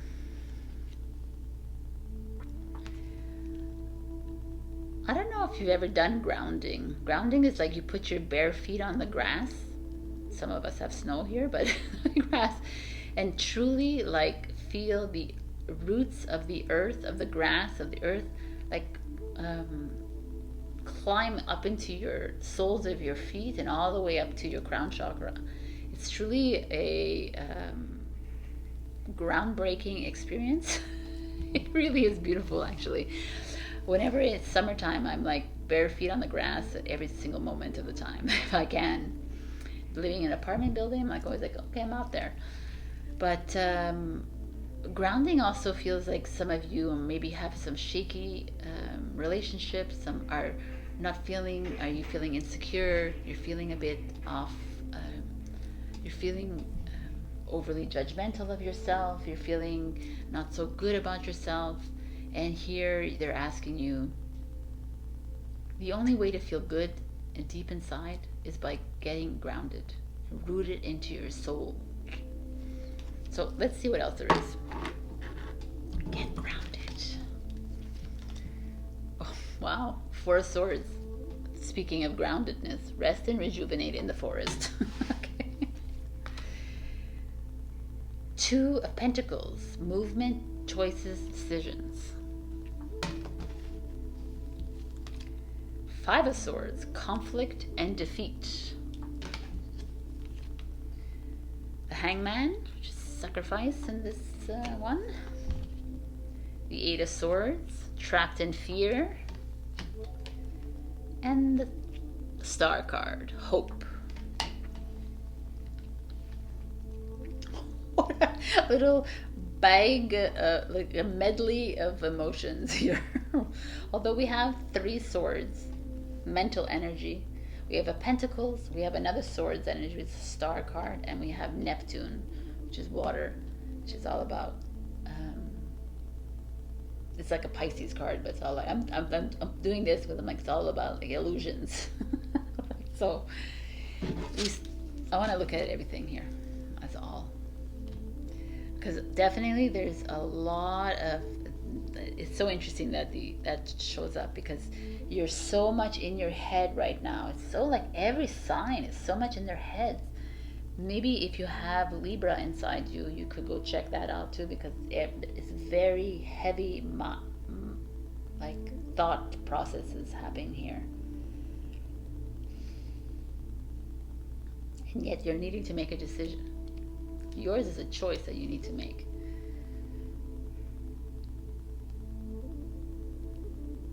And you're being asked to take a step back. You have a choice to make, whatever area of your life, a relationship, a job, a family, whatever it is, and you're being asked to take a step back, go into nature if you can, rent a chalet or a cottage if you can, and live there if you're in the winter here. If you're not, then go out into nature and sit in a park and actually go through this situation that you're in right now and try to better understand it, because it's been weighing really heavy on you. Hence the grounding is showing up here. Very interesting. And it's a decision that, like, it's a 2 of Pentacles decision card. Is not like a decision like, look, there's marriage, like growth, job, money, finances. It's like a decision that you've been wanting to make for the longest time. And it's like, I don't know if I should do it or not. It's like you're juggling it. But usually it's like a not such a hard decision, but it shows up with the trapped in fear, the 8 of Swords energy. So to me, it feels like you've been sitting on this decision for the longest of times. And you're like, okay.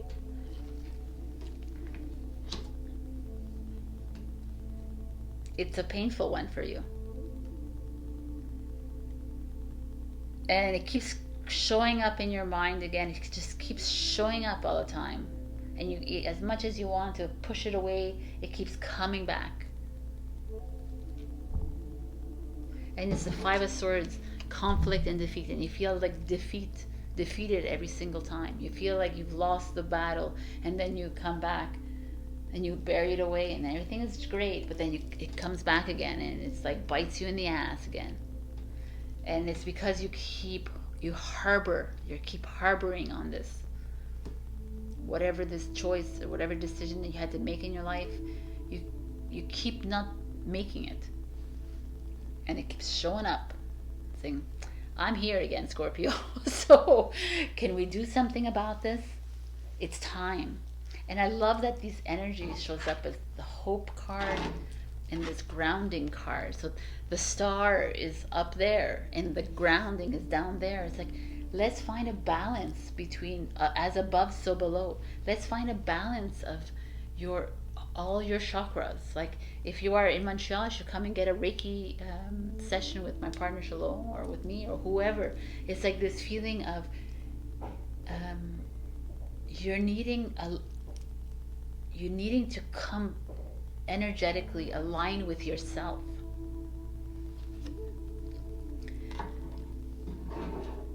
You're I almost feel like some of you, like you've even made a decision and now you're going back on it. You're like, oh no, what if this is gonna happen, and I'm not gonna go in, and you're like fighting your way through this. That's what Five of Swords is like. You're fighting your way through this decision that you made, and you're like, I don't know, and you're thinking of turning your back on it. You're thinking of like, and the hope card is like, no man, that's not happening. You're going to shine the light on you, and you're going to shine the light on whatever it is that is the area of your life that you're in, and you're going to follow through.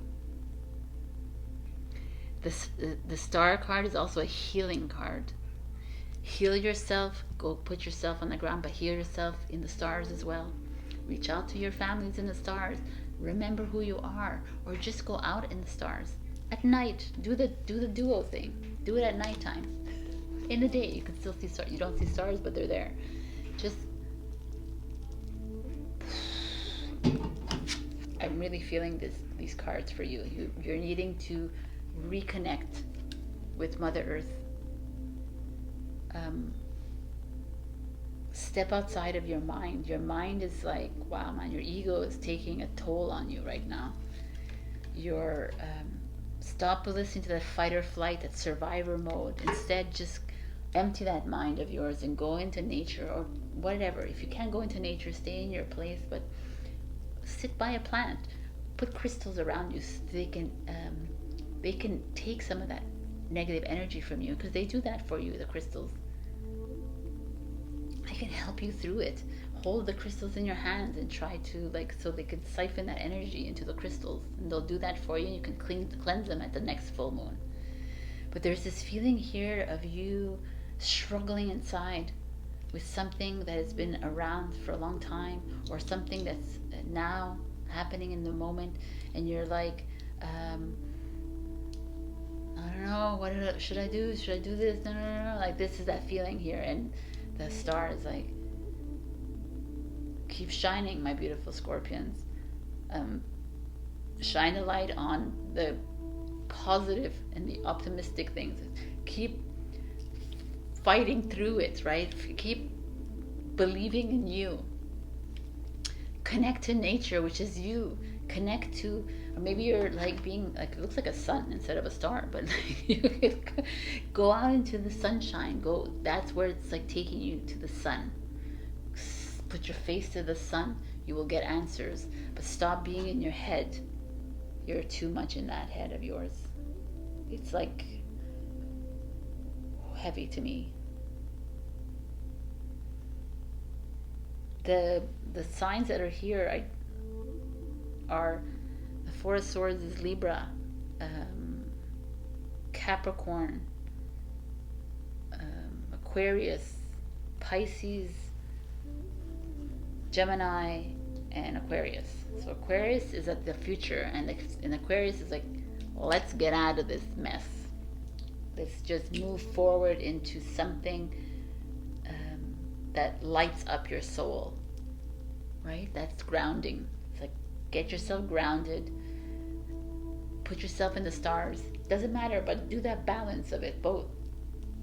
Get yourself aligned again. Go inside into your higher self, into your heart, and feel what it is that you need to do, and move on that with that decision, or if you've already made a decision, but keep going there towards the light.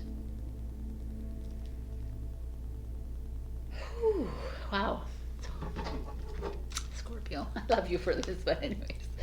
So I'm going to give you a yes or no, or a kind of whatever. It's like forgiveness is the answer, meditation is the answer, or yes, or there's like a when in 2 weeks kind of thing. So it's like a all around. So ask a question and I'm going to give you the answer. You didn't see that? Okay. So this is your answer. You ready? Reconsider. And then you got a message in the back that says helpful people. So whatever your answer, the answer to the question is, like, reconsider the option, but reach out to people that can help you through this. Because there's a lot of people around you that can help you through this.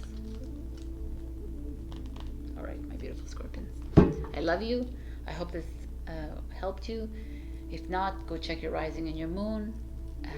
Please leave a comment. This week I'm going to put you in the giveaway for the love reading, if that's what you want, but you can leave a comment anyways. And I love you, and I will see you next week. Get grounded however you want, but things are looking bright for you, even though there's a little heaviness here. Keep shining. I love you. Bye. All right. Hello, my beautiful Sagittarius. We got the heart transmission. 37 is a 10. It's a new beginning. But I wanted to read from the book what this meant. The heart transmission. Your heart is capable not only of giving and receiving love, but of connecting you to a great network of beings that resonate in the highest frequencies of divine love. Through your heart, you can receive information and guidance from networks of light that fill our universe. As you learn to open your heart to receiving these transmissions, your ability to work with group consciousness in a loving way increases. You shall affect humanity in a loving way, influencing the collective rather than allowing the lower frequencies of the collective to overwhelm you.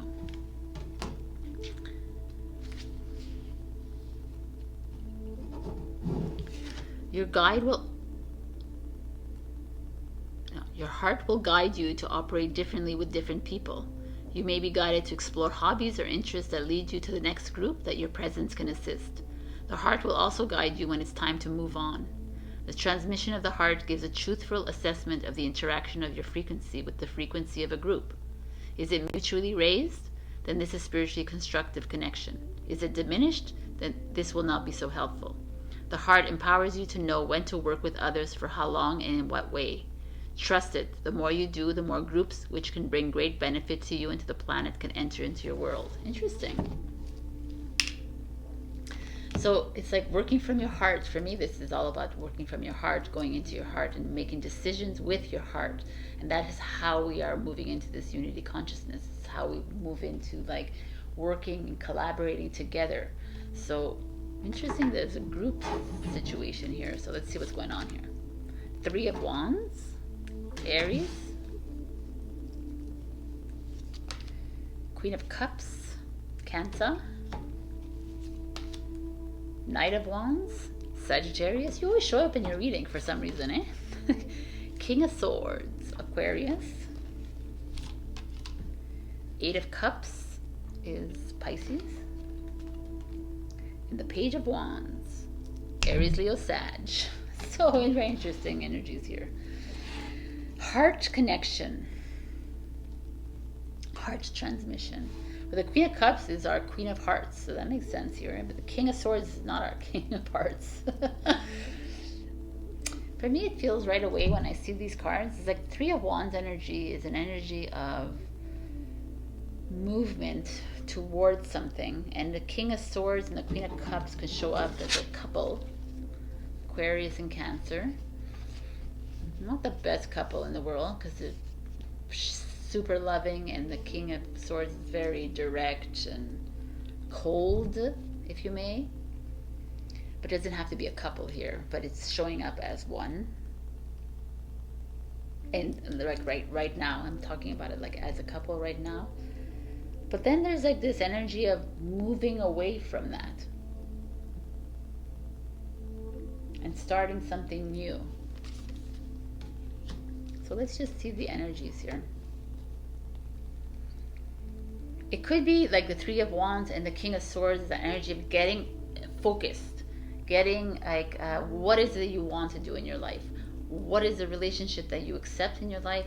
How do you want to live your life? How do you want to start this project? How do you want, like, it's like writing, like fixating on the root. Like the King of Swords is that kind of energy. There's no bullshit with him. He's just like, this is what I'm going to do. This is my truth. This is how we're going to get through this. Da, da, da, da. Like a very like pragmatic, outside the box thinker, because in Aquarius too. So it's like maybe you're being expansive about it, but in a more controlled way, in a way.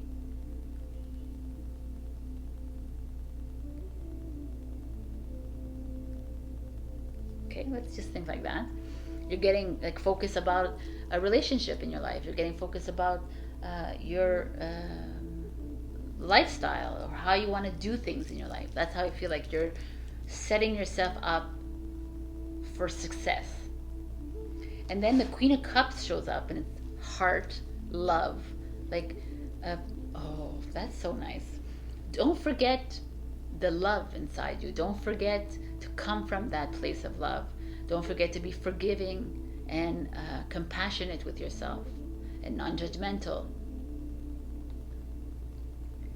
Because there's a part of you that needs to leave something behind. Eight of Cups. The reason that you're fixating on this path is because you're having to leave something behind. So whether it's like leaving a relationship behind, or a job, or a way of living, or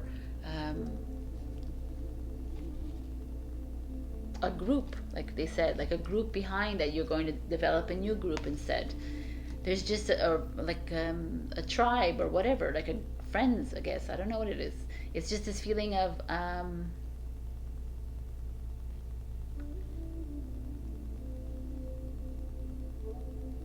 focusing, finding, coming from the aspect of love about it. Like some of you have to make this decision, like towards something, like a destination, towards something that might hurt someone else's feelings. And it's saying, well, if you just come from a place of compassion and love, while you're leaving this person, this situation, this area of your life, then it won't be so difficult for the other party. Because what I see coming in is like the Knight of Wands is a conqueror, a warrior, a lover, right? The Page of Wands is something new coming in that's like fiery, passionate. Like you're, doesn't have to be a lover, by the way. That's that energy. It's you, Sagittarius. You're bringing in a new story into your life. You're writing a new story for yourself. You're creating a new narrative. But it's full of like. It's a change. That's what it is. I feel like you're moving away from something that is like maybe boring or redundant and monotonous for you. And you're almost making this change, and maybe even causing ripples with this change, because people are like, well, what the hell are you doing, man? Why would you start that project? It's so silly right now in this pandemic. Why would you like leave this person behind? Why would you choose this? You know, the way people are so judgmental. So all this is like, That is that feeling here I'm getting for you. And you're like, instead of getting angry about it, or instead of getting like, or reciprocating the judgment about it, you're going into Queen of Cups. Or maybe you're getting guidance from a mentor or a Cancer or a mother energy. But whatever it is, you're finding like a peace in your heart as you move away from this.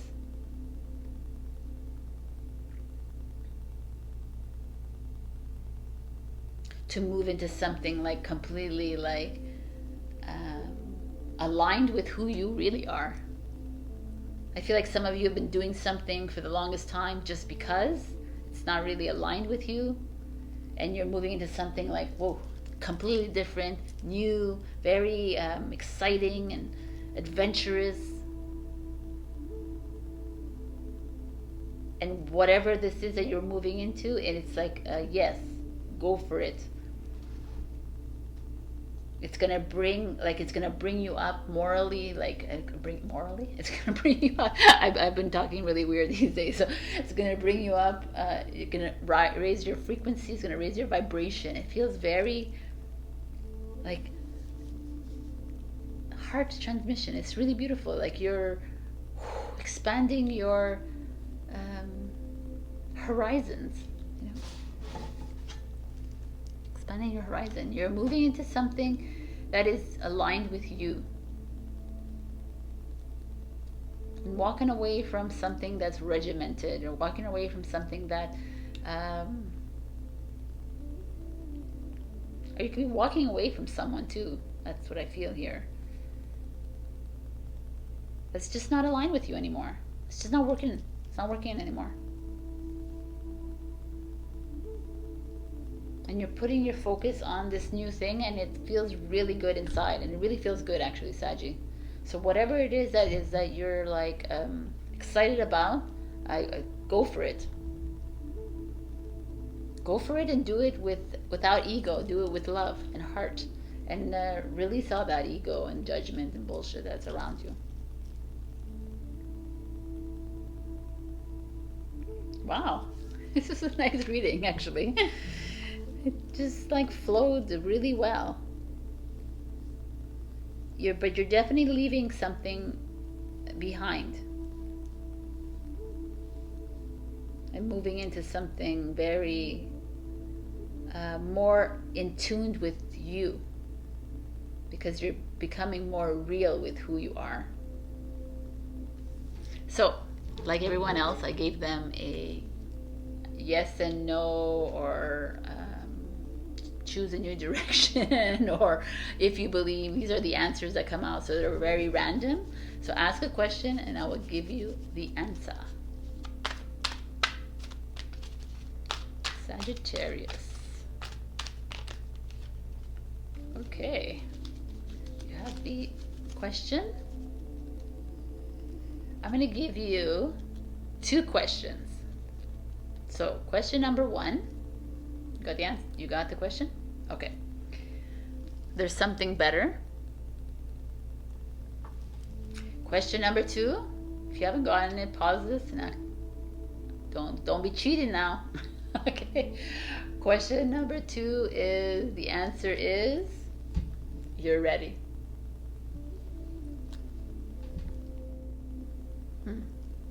You know, I stayed here for a bit because you could also take it as question 1, there's something better, because you're ready to move on to the next one. So you can also use that for number 1 as well, but whatever, I gave you 2 questions. So, my beautiful Saggies, I love you. I hope this helped you clarify some things for the week. And I will see you next week. Also, do like, comment, and subscribe. If you comment this week, you'll be added to the love reading giveaway that I'm giving at the end of the month. And that's it. I hope to see you next week. I love you, and bye. Hello, my beautiful Capricorn. We got the 3rd ray of creative intelligence. Just beautiful energy to have. This is it's so interesting, because I said this on Instagram as well. It's the only card that actually talks about like career and financial success and That's who you are. Capricorn, it's your 10th house. It's all about career. So this is all about like finding a way, creative intelligence, finding a way to merge your spirituality with your financial, with your business. Could be some of you wanting to start a healing business or a crystal business or something that is related to spirituality. But it also could be creative intelligence, as being thinking outside of the box, doing something different when it comes to a business, when it comes to a project that you're working on, when it comes to a school situation, a school project. Could be a lot of things that are happening in your life, and you're being asked to think expansively about it.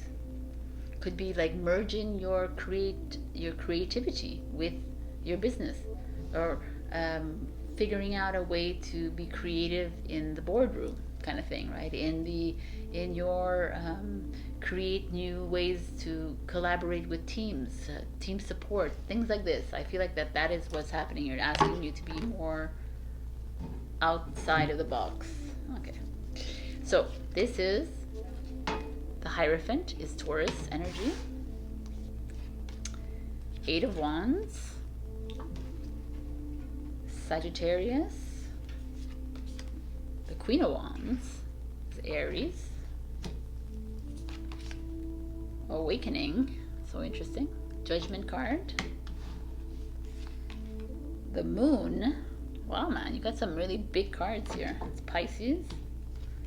And Justice, Libra. Not for anything, but you have 1, 2, 3, 4 major arcana cards, which is the Fool's Journey, which is major lessons to learn in your life. And you have the Queen of Wands, which is a court card. So you have very heavy, not heavy, but good lessons that are coming up in your life. And if I look at all these cards together, a lot of people present in your life, maybe helping you through this. Hierophant is Taurus, Awakening is Pluto, Scorpio. Taurus and Scorpio are across from each other. There's this very strong, powerful energies. You're moving forward.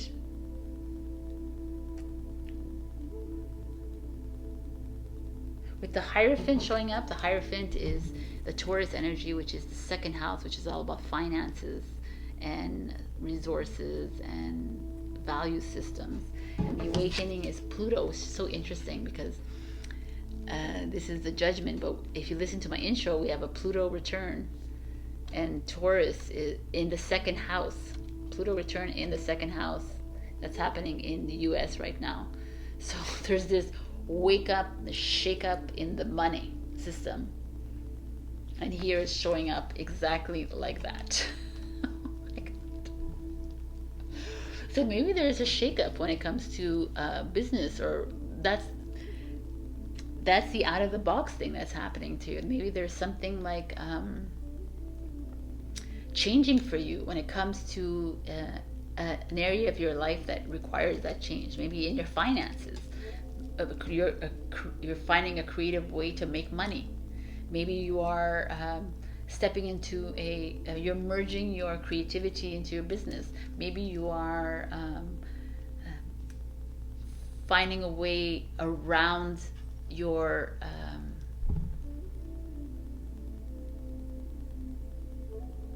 I don't feel like it's a relationship, though. That's the funny thing. I don't feel like it's a relationship here. I really believe that you are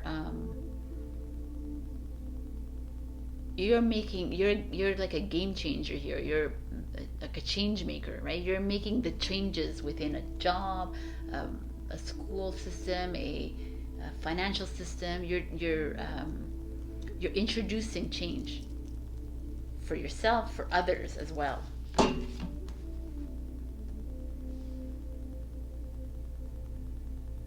And it's like a fast movement. It's coming in fast. You're implementing it very quickly, which is Capricorn energy. But the Moon shows up, and it's almost like you have a little bit of self-doubt about it. You're wanting to implement this, and you're wanting to do the changes, but you're like, maybe I shouldn't do that. Maybe I should take a step back and think about it. Or maybe there's someone around me that is like holding this back from me.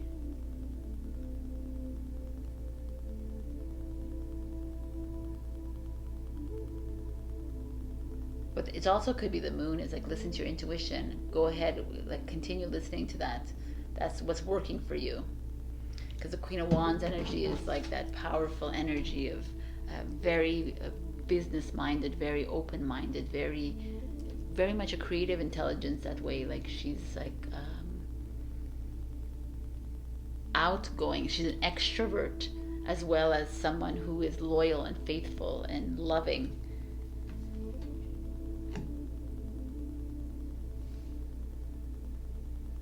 That could be someone in your life that is helping you through this. That is what I just described to be, or someone you're going to partner with, or someone you're going to collaborate with, that is helping you through this. Because the Justice card shows up, and it's like maybe you're going to write a contract, you're going to negotiate, like a hire someone, or collaborate with someone with this Justice, because it's contracts, negotiations, pay raises, whatever it is. It's like bringing something together. It's like harmonizing, balancing.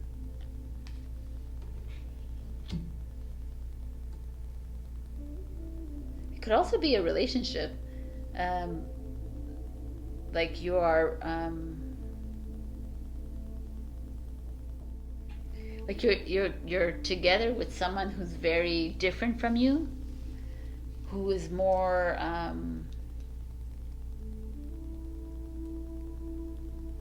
spiritual, more intuitive, like very cosmic, and you're like, but it's working for you. You're like, what is that person? Like, you know, that could be a he or she, and it's kind of working for you. And it's like moving fast too, kind of, this relationship. And it doesn't have, like, and I'm not saying it's only, it could be like a business partnership or an alliance or something. There's just something that you're partnering with or collaborating with people that are completely out of your box, Capricorn. That's what I feel.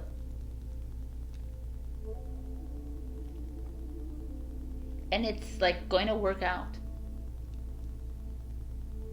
It's as long as you go in with like a clear head, like you go in with any, or you sign the contracts, you make these contracts. But there's this feeling of change, like you being that change maker, but also that person could be that change in your life that is like, whoa, that's opened up something different for you to look at. That's helping you hone in on your intuition. That's helping you like hone in on another part of you. I really like this, actually. Or you could be winning something in court, if you're going to court, by the way. It's actually positive for that.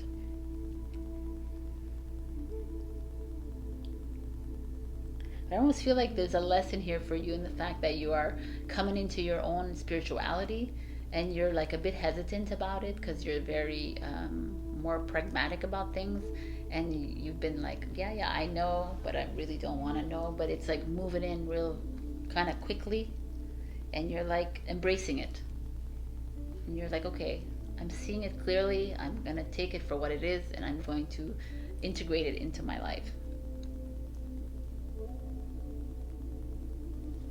There's a beautiful flow here. I feel like we have some flow for you, Capricorn, in the past few weeks. So this is beautiful as well.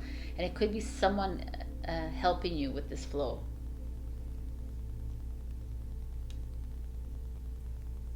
I like it. It's awesome. Okay. So the last message I'm going to give you is a answer to a question. So it could be a yes, no. It could be a little message. So ask a question. Get you answers, Capricorn.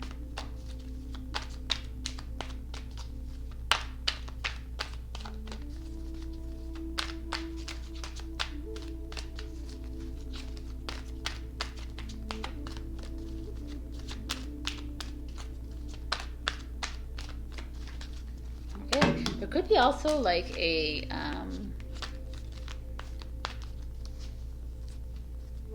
financial gain, a financial investment that you do that's like out of the box. So, interesting answer here. So did you get your question? So this is your answer. Improving health.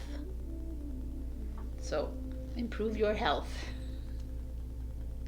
And I have another, I'll give you another question. So go for it. Ask the question. All right. You haven't gotten it, pause it. Here it is. You're ready. Do you want to know when? No, I'm not going to tell you. You're like, yeah. Okay, I'm going to show it to you. When?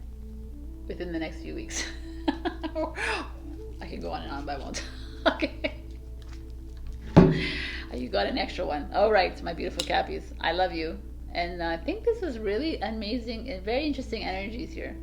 I mean, I wish I could spend like 40 minutes on each of these things, but time constraints. It feels really good though. It's coming into balance for you. Keep being outside of the box when you're doing things. All right, I love you. If you leave a comment, you'll be entered into the free love reading that I'm going to give away at the end of the month. So that's next weekend. And that's it. I hope you have a beautiful week. I love you. Bye. Hello, my beautiful Aquarius. So I would like to read, you got Hold Your Center, which is beautiful, but I want to read from the book.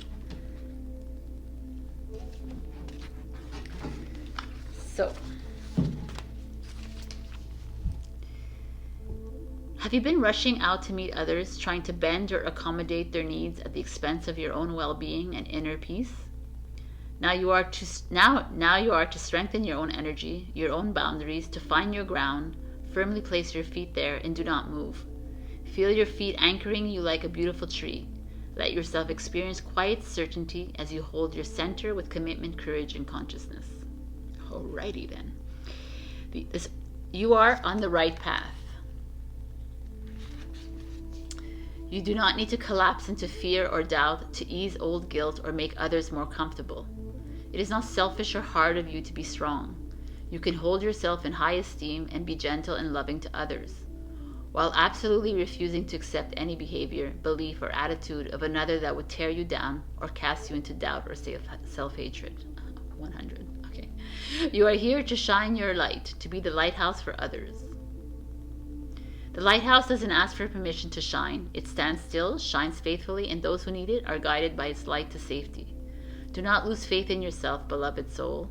You know who you are. Be strong. Honor your inner beauty and your personal boundaries. You need to feel safe in your ability to say no as much as you need to know that you will say yes when your heart guides you to do so. Be true to you. Wow. Hold your line. Hold your center. I feel also it's because like there's so much energy out there. There's so many different opinions and beliefs, and it's like everyone's coming at you with all their like judgments and everything, and you're like, hold your center, Aquarius. So let's see what's going on with you. We got the Page of Cups, Cancer, Scorpio, Pisces, something new coming in, maybe new love, new relationship, maybe new children. I was going to say, or it could be your kids if you have children. 10 of Fire is a 10 of Wands. Lots of like heavy burdens weighing on you. Wheel of Fortune, Destiny coming into play. 7 of Wands, Leo energy. 9 of Cups, amazing, fulfillment underneath the 10 of Fire, which is interesting. And the 6 of Swords is moving away from something. So let's look at this all. We have 2 waters, 2 fires, 1 air. You're here. You're 6. Aquarius. Oh, yeah, Aquarius. Oh my God. I'm losing it. I literally am losing it. So if I lose my words, be patient. So we have 10 of Wands is Sagittarius. Wheel of Fortune is Sagittarius as well. 7 of Fire is Leo. 9 of Cups is Pisces. And the 6 is you. So we have like some really beautiful energy showing up here, and also some release of energies. So the Page of Cups speaks of like a new beginning when it comes to love, a new baby coming to you, or someone younger than you that you needed to pay attention to. The Seven of Fire feels like, to me, always in this card, it feels like a Fool card to me. He's like standing on his hind legs, ready to jump into something new, having faith in yourself about moving into something new. You're at the precipice in your life right now where maybe that's where you have to hold your center. You're wanting to jump into something. And I feel like you're a bit hesitant, Aquarius. The Ten of Fire feels like you're holding on to past issues. You're holding on to like status quo shit. You're holding on to well, if I do this, you know, what are they gonna say about me? Or if you're like, you might have financial burdens. You might not trust yourself. You might not believe in yourself. You're like insecure about something. You're heavily judging yourself. There's a lot of like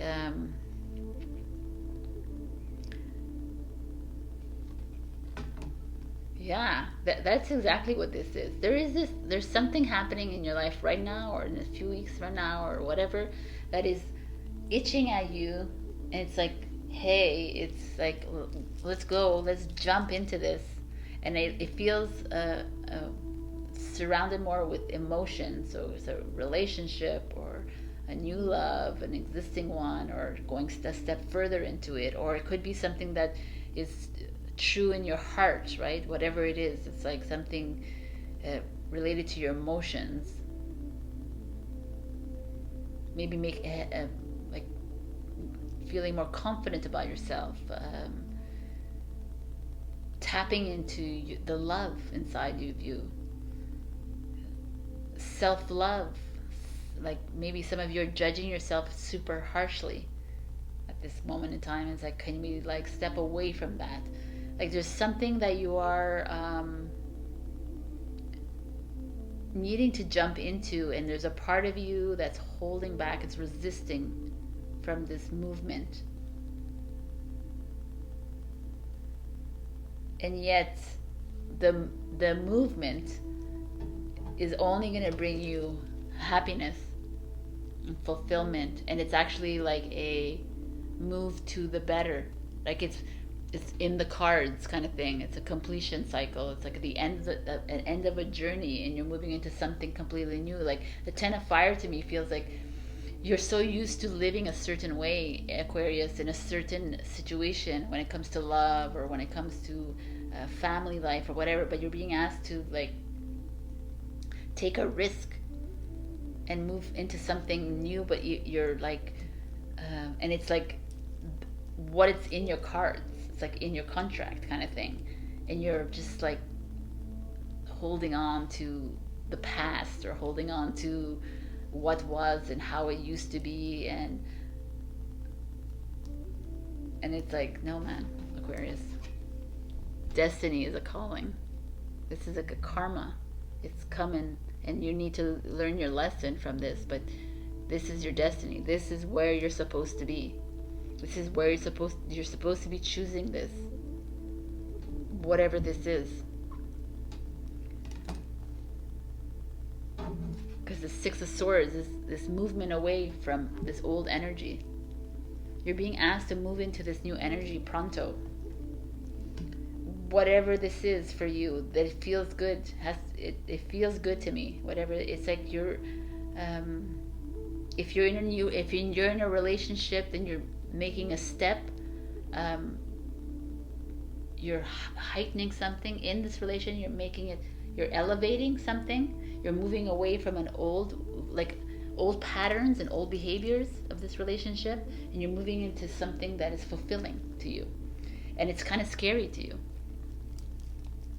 But you're being asked to like just jump and leap into it, because it's part of your destiny, and it's what you're supposed to be doing. If you're single, It's asking you to move into this relationship or move into this, like, stop worrying so much about, oh, well, last time it didn't work out, and or, well, he or she is really not my type, or he or she is really this thing, or what, like all this stupidities. Like, just go with the heart and fly. Stop thinking so much. I know you're a freaking thinking sign, but it's like asking you to stop thinking and start feeling. I know it's hard for you, Aquarius. I'm kidding. But start going into those emotions and going into the love. Go into your heart. That's what I see here. I don't see could it be that you're starting a healing business, maybe? Or you're starting a healing journey, an awakening journey? That could be it. And you're still like, well, they think I'm crazy, or I don't even know anything about healing. You have all these like doubts that are coming in your mind, and it's like, no, man, this is where you're supposed to be. Stop thinking about the past and what other people think and whatever. Like, just do you. Be present. Like a Leo was asked to be present, not to think of tomorrow and yesterday, but to think of now. And that's what the feeling I'm getting here is like, hold your center, stay in the present time, and let things flow. If you didn't listen to my intro, that's what I talk about. We have to stop creating new paths for our life instead of just being and just letting things just flow the way they should flow. Because you're being led towards what's destined in your path already. And it's going to be freaking amazing. So keep going on that and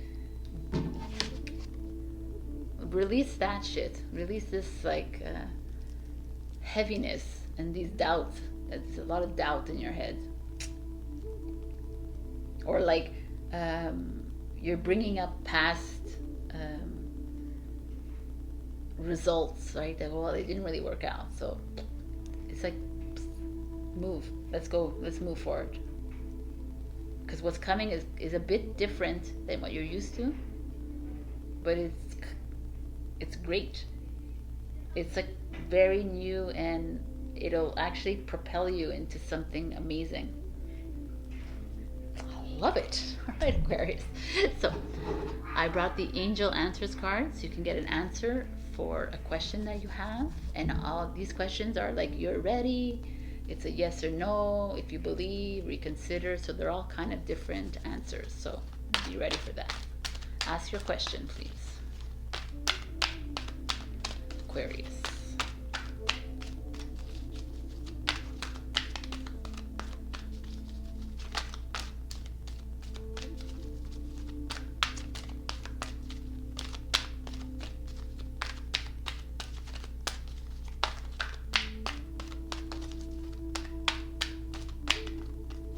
Okay, we'll wait until it's done. All right, we got two answers. Are you ready? Question number 1, you have waited long enough, so I'm sure you have it. It's choose a new direction. And question number 2 is yes. So we got basically an amazing thing. I love it. Okay. All right, my beautiful Aquarius. This is like very interesting energy, and I love it. It's like this flow is step away from an old energy, move into a new. Hold your line, hold your center.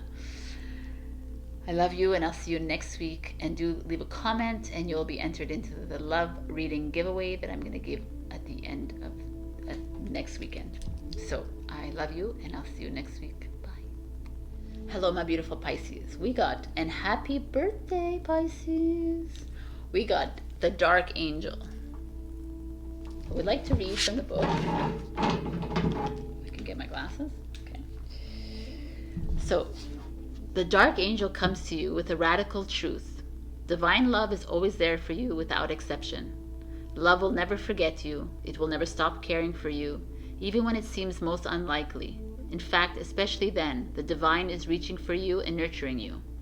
Even our wounds are ways that we can discover love and divine grace through the healing process. The divine is always helping you remember who you are and find your true joy. When the dark angel appears, you are being given a gift of life, even if it may seem to be a hidden blessing.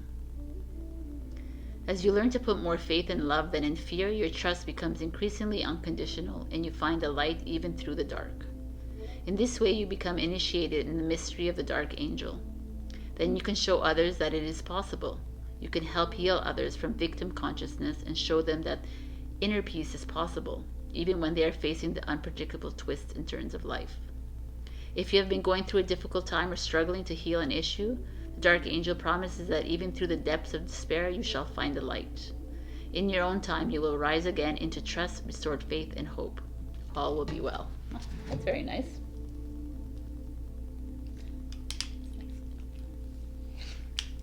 Very nice. All right, so dark angel it is. Have faith in the light. Let's see what's going on. We got Hermit card, Solitude. Seven of Wands, Stand Your Ground. Seven of Wands, the popular one this week. Seven is Chariot, Triumph, Cancer. Five of Pentacles in reverse. We like to see that. Nine of Swords in reverse. We like to see that. Wow, you have a great week here. And the Nine of Pentacles, Material Harvest. Okay, people in the house, fine. We're leaving. We're leaving. Oh my God, I said this to everybody. I cannot speak this week. I don't know what's wrong with me. You're the last. Well, it's okay. Let's forget that. We're leaving the best for last. That's what I wanted to say. Wow, Anne. Okay, so here I have amazing energies. I have you, because of this dark angel, it's probably you're feeling a lot of darkness and you're feeling a lot of heaviness. They're asking you to go into solitude. They're asking you to go into like a quiet space. Try to do that as much as you can this week. If you can't, just take at least an hour away from the TV, away from people, and go within. But there's this feeling, this Five of Pentacles in reverse is like you're releasing that angst of money. You're releasing that financial stress. Maybe some of you are, I don't know why I got this. Maybe some of you are going to start studying finances, or you're going to expand your knowledge on that, investments or something like this, to help you out of your little bit of a rut. Maybe you're going to put money in that.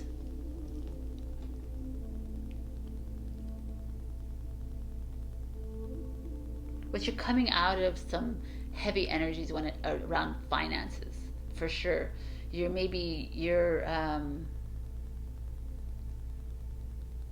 working towards that. You're doing something regarding that that's helping you out of this darkness. And it's like stand your ground, like have faith in your journey, and release the suffering and silence. You're releasing that. You're done. You're like, I'm tired of feeling like sad. I'm tired of feeling like I have nowhere to go. There's this weight coming off of you here, that you're just you're choosing another way of looking at things. You're choosing, instead of being poverty mindset and depressed or anxious or stressed about things, you're like, I think I'm going to come out of this and look at it in a different way, in the sense like I'm going to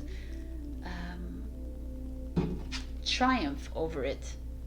I'm going to take that step on that horse, and I'm going to ride through the wave. I'm going to ride through the darkness. I'm going to be that light. I'm going to find a way through this. I'm tired of feeling depressed. I'm tired of feeling like I made a bad financial decision, or I made a bad thing. It's time to step into your power, kind of thing. And it's like a triumph is here, and then financial independence shows up here. material harvest. It's like whatever you're going to do, that's what it is. Like it's so, it's like release it all from you. Stop feeling sorry for yourself. Stop worrying about money, worrying about the next paycheck, worrying about how you're going to pay bills. Stop worrying about how this person feels about you. Stop worrying about the relationship. Stop worrying about work. Like, just stop it. And come into your own. And the dark angel to me is like, it's that angel that lives in this kind of world and lives in that, all these issues around them. They're all around them, but he's there or she's there, and she's like standing in it, saying, I'm the light. I can stand in the darkness, but still feel good about myself, and still feel triumphant, and still feel victorious, because I am that, and I'm going to succeed. And in changing my attitude, money's going to come in. Abundance is mine. Success is mine. Love is mine. You understand? That's that feeling here. And it's that little message that's coming in. Change your mindset. Stop looking at the dark angel like it's evil and start looking at it like it's love. Stop looking at the darkness like it's like the end of the world, when it's actually waking you up to something greater, when it's actually helping you move through it, the darkness, and helping you see the light, and helping you see who you are. Like you're able to see your insecurities, you're able to see the judgments, and you're able to walk through them and be triumphant through them, because now you're not holding on to that victimization anymore. You're not being that victim of that anger or that insecurity or that judgment of self. You're like facing it and saying, you know what? I'm going to be that dark angel. I'm going to face it and say, hey, I appreciate you for being with me in my whole lifetime, but now it's time to go. I forgive you and I love you. And it's time to go. Right? So that is what we're all going through in this world right now. So this is beautiful. It's showing up. It's like releasing that kind of like lack and moving into greatness. So for you, it's a very personal mindset change. And there's not like an area of a life. I just feel like it's everything. But it's like finances and yourself. Of course, that's showing up. It's just like a change of mindset.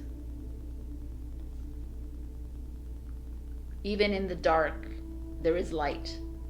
Even when it seems like it's really not going well for you, know that you're there for a reason. That your life path took you there, to that job loss, to that breakup, to that whatever, because you're supposed to go through it and feel it and learn the lesson and move on to the next thing. So nothing is wrong and nothing is bad of how we live our lessons.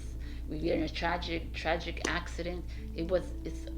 Or you whatever, you had a car accident or you got stolen from. It's there because you created that, and it's there as a lesson for you to learn, to move on forward. But for me, I feel like it's beautiful. Success is yours. I love it.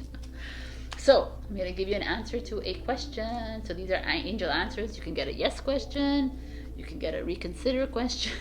You can also get a meditation, or it's going to happen in 2 weeks question. So be a bit open-minded when you're asking, open-ended when you're asking this question. All right, Pisces, please. Wow, it's fast. So, did you think of your question? This is your answer. Be assertive.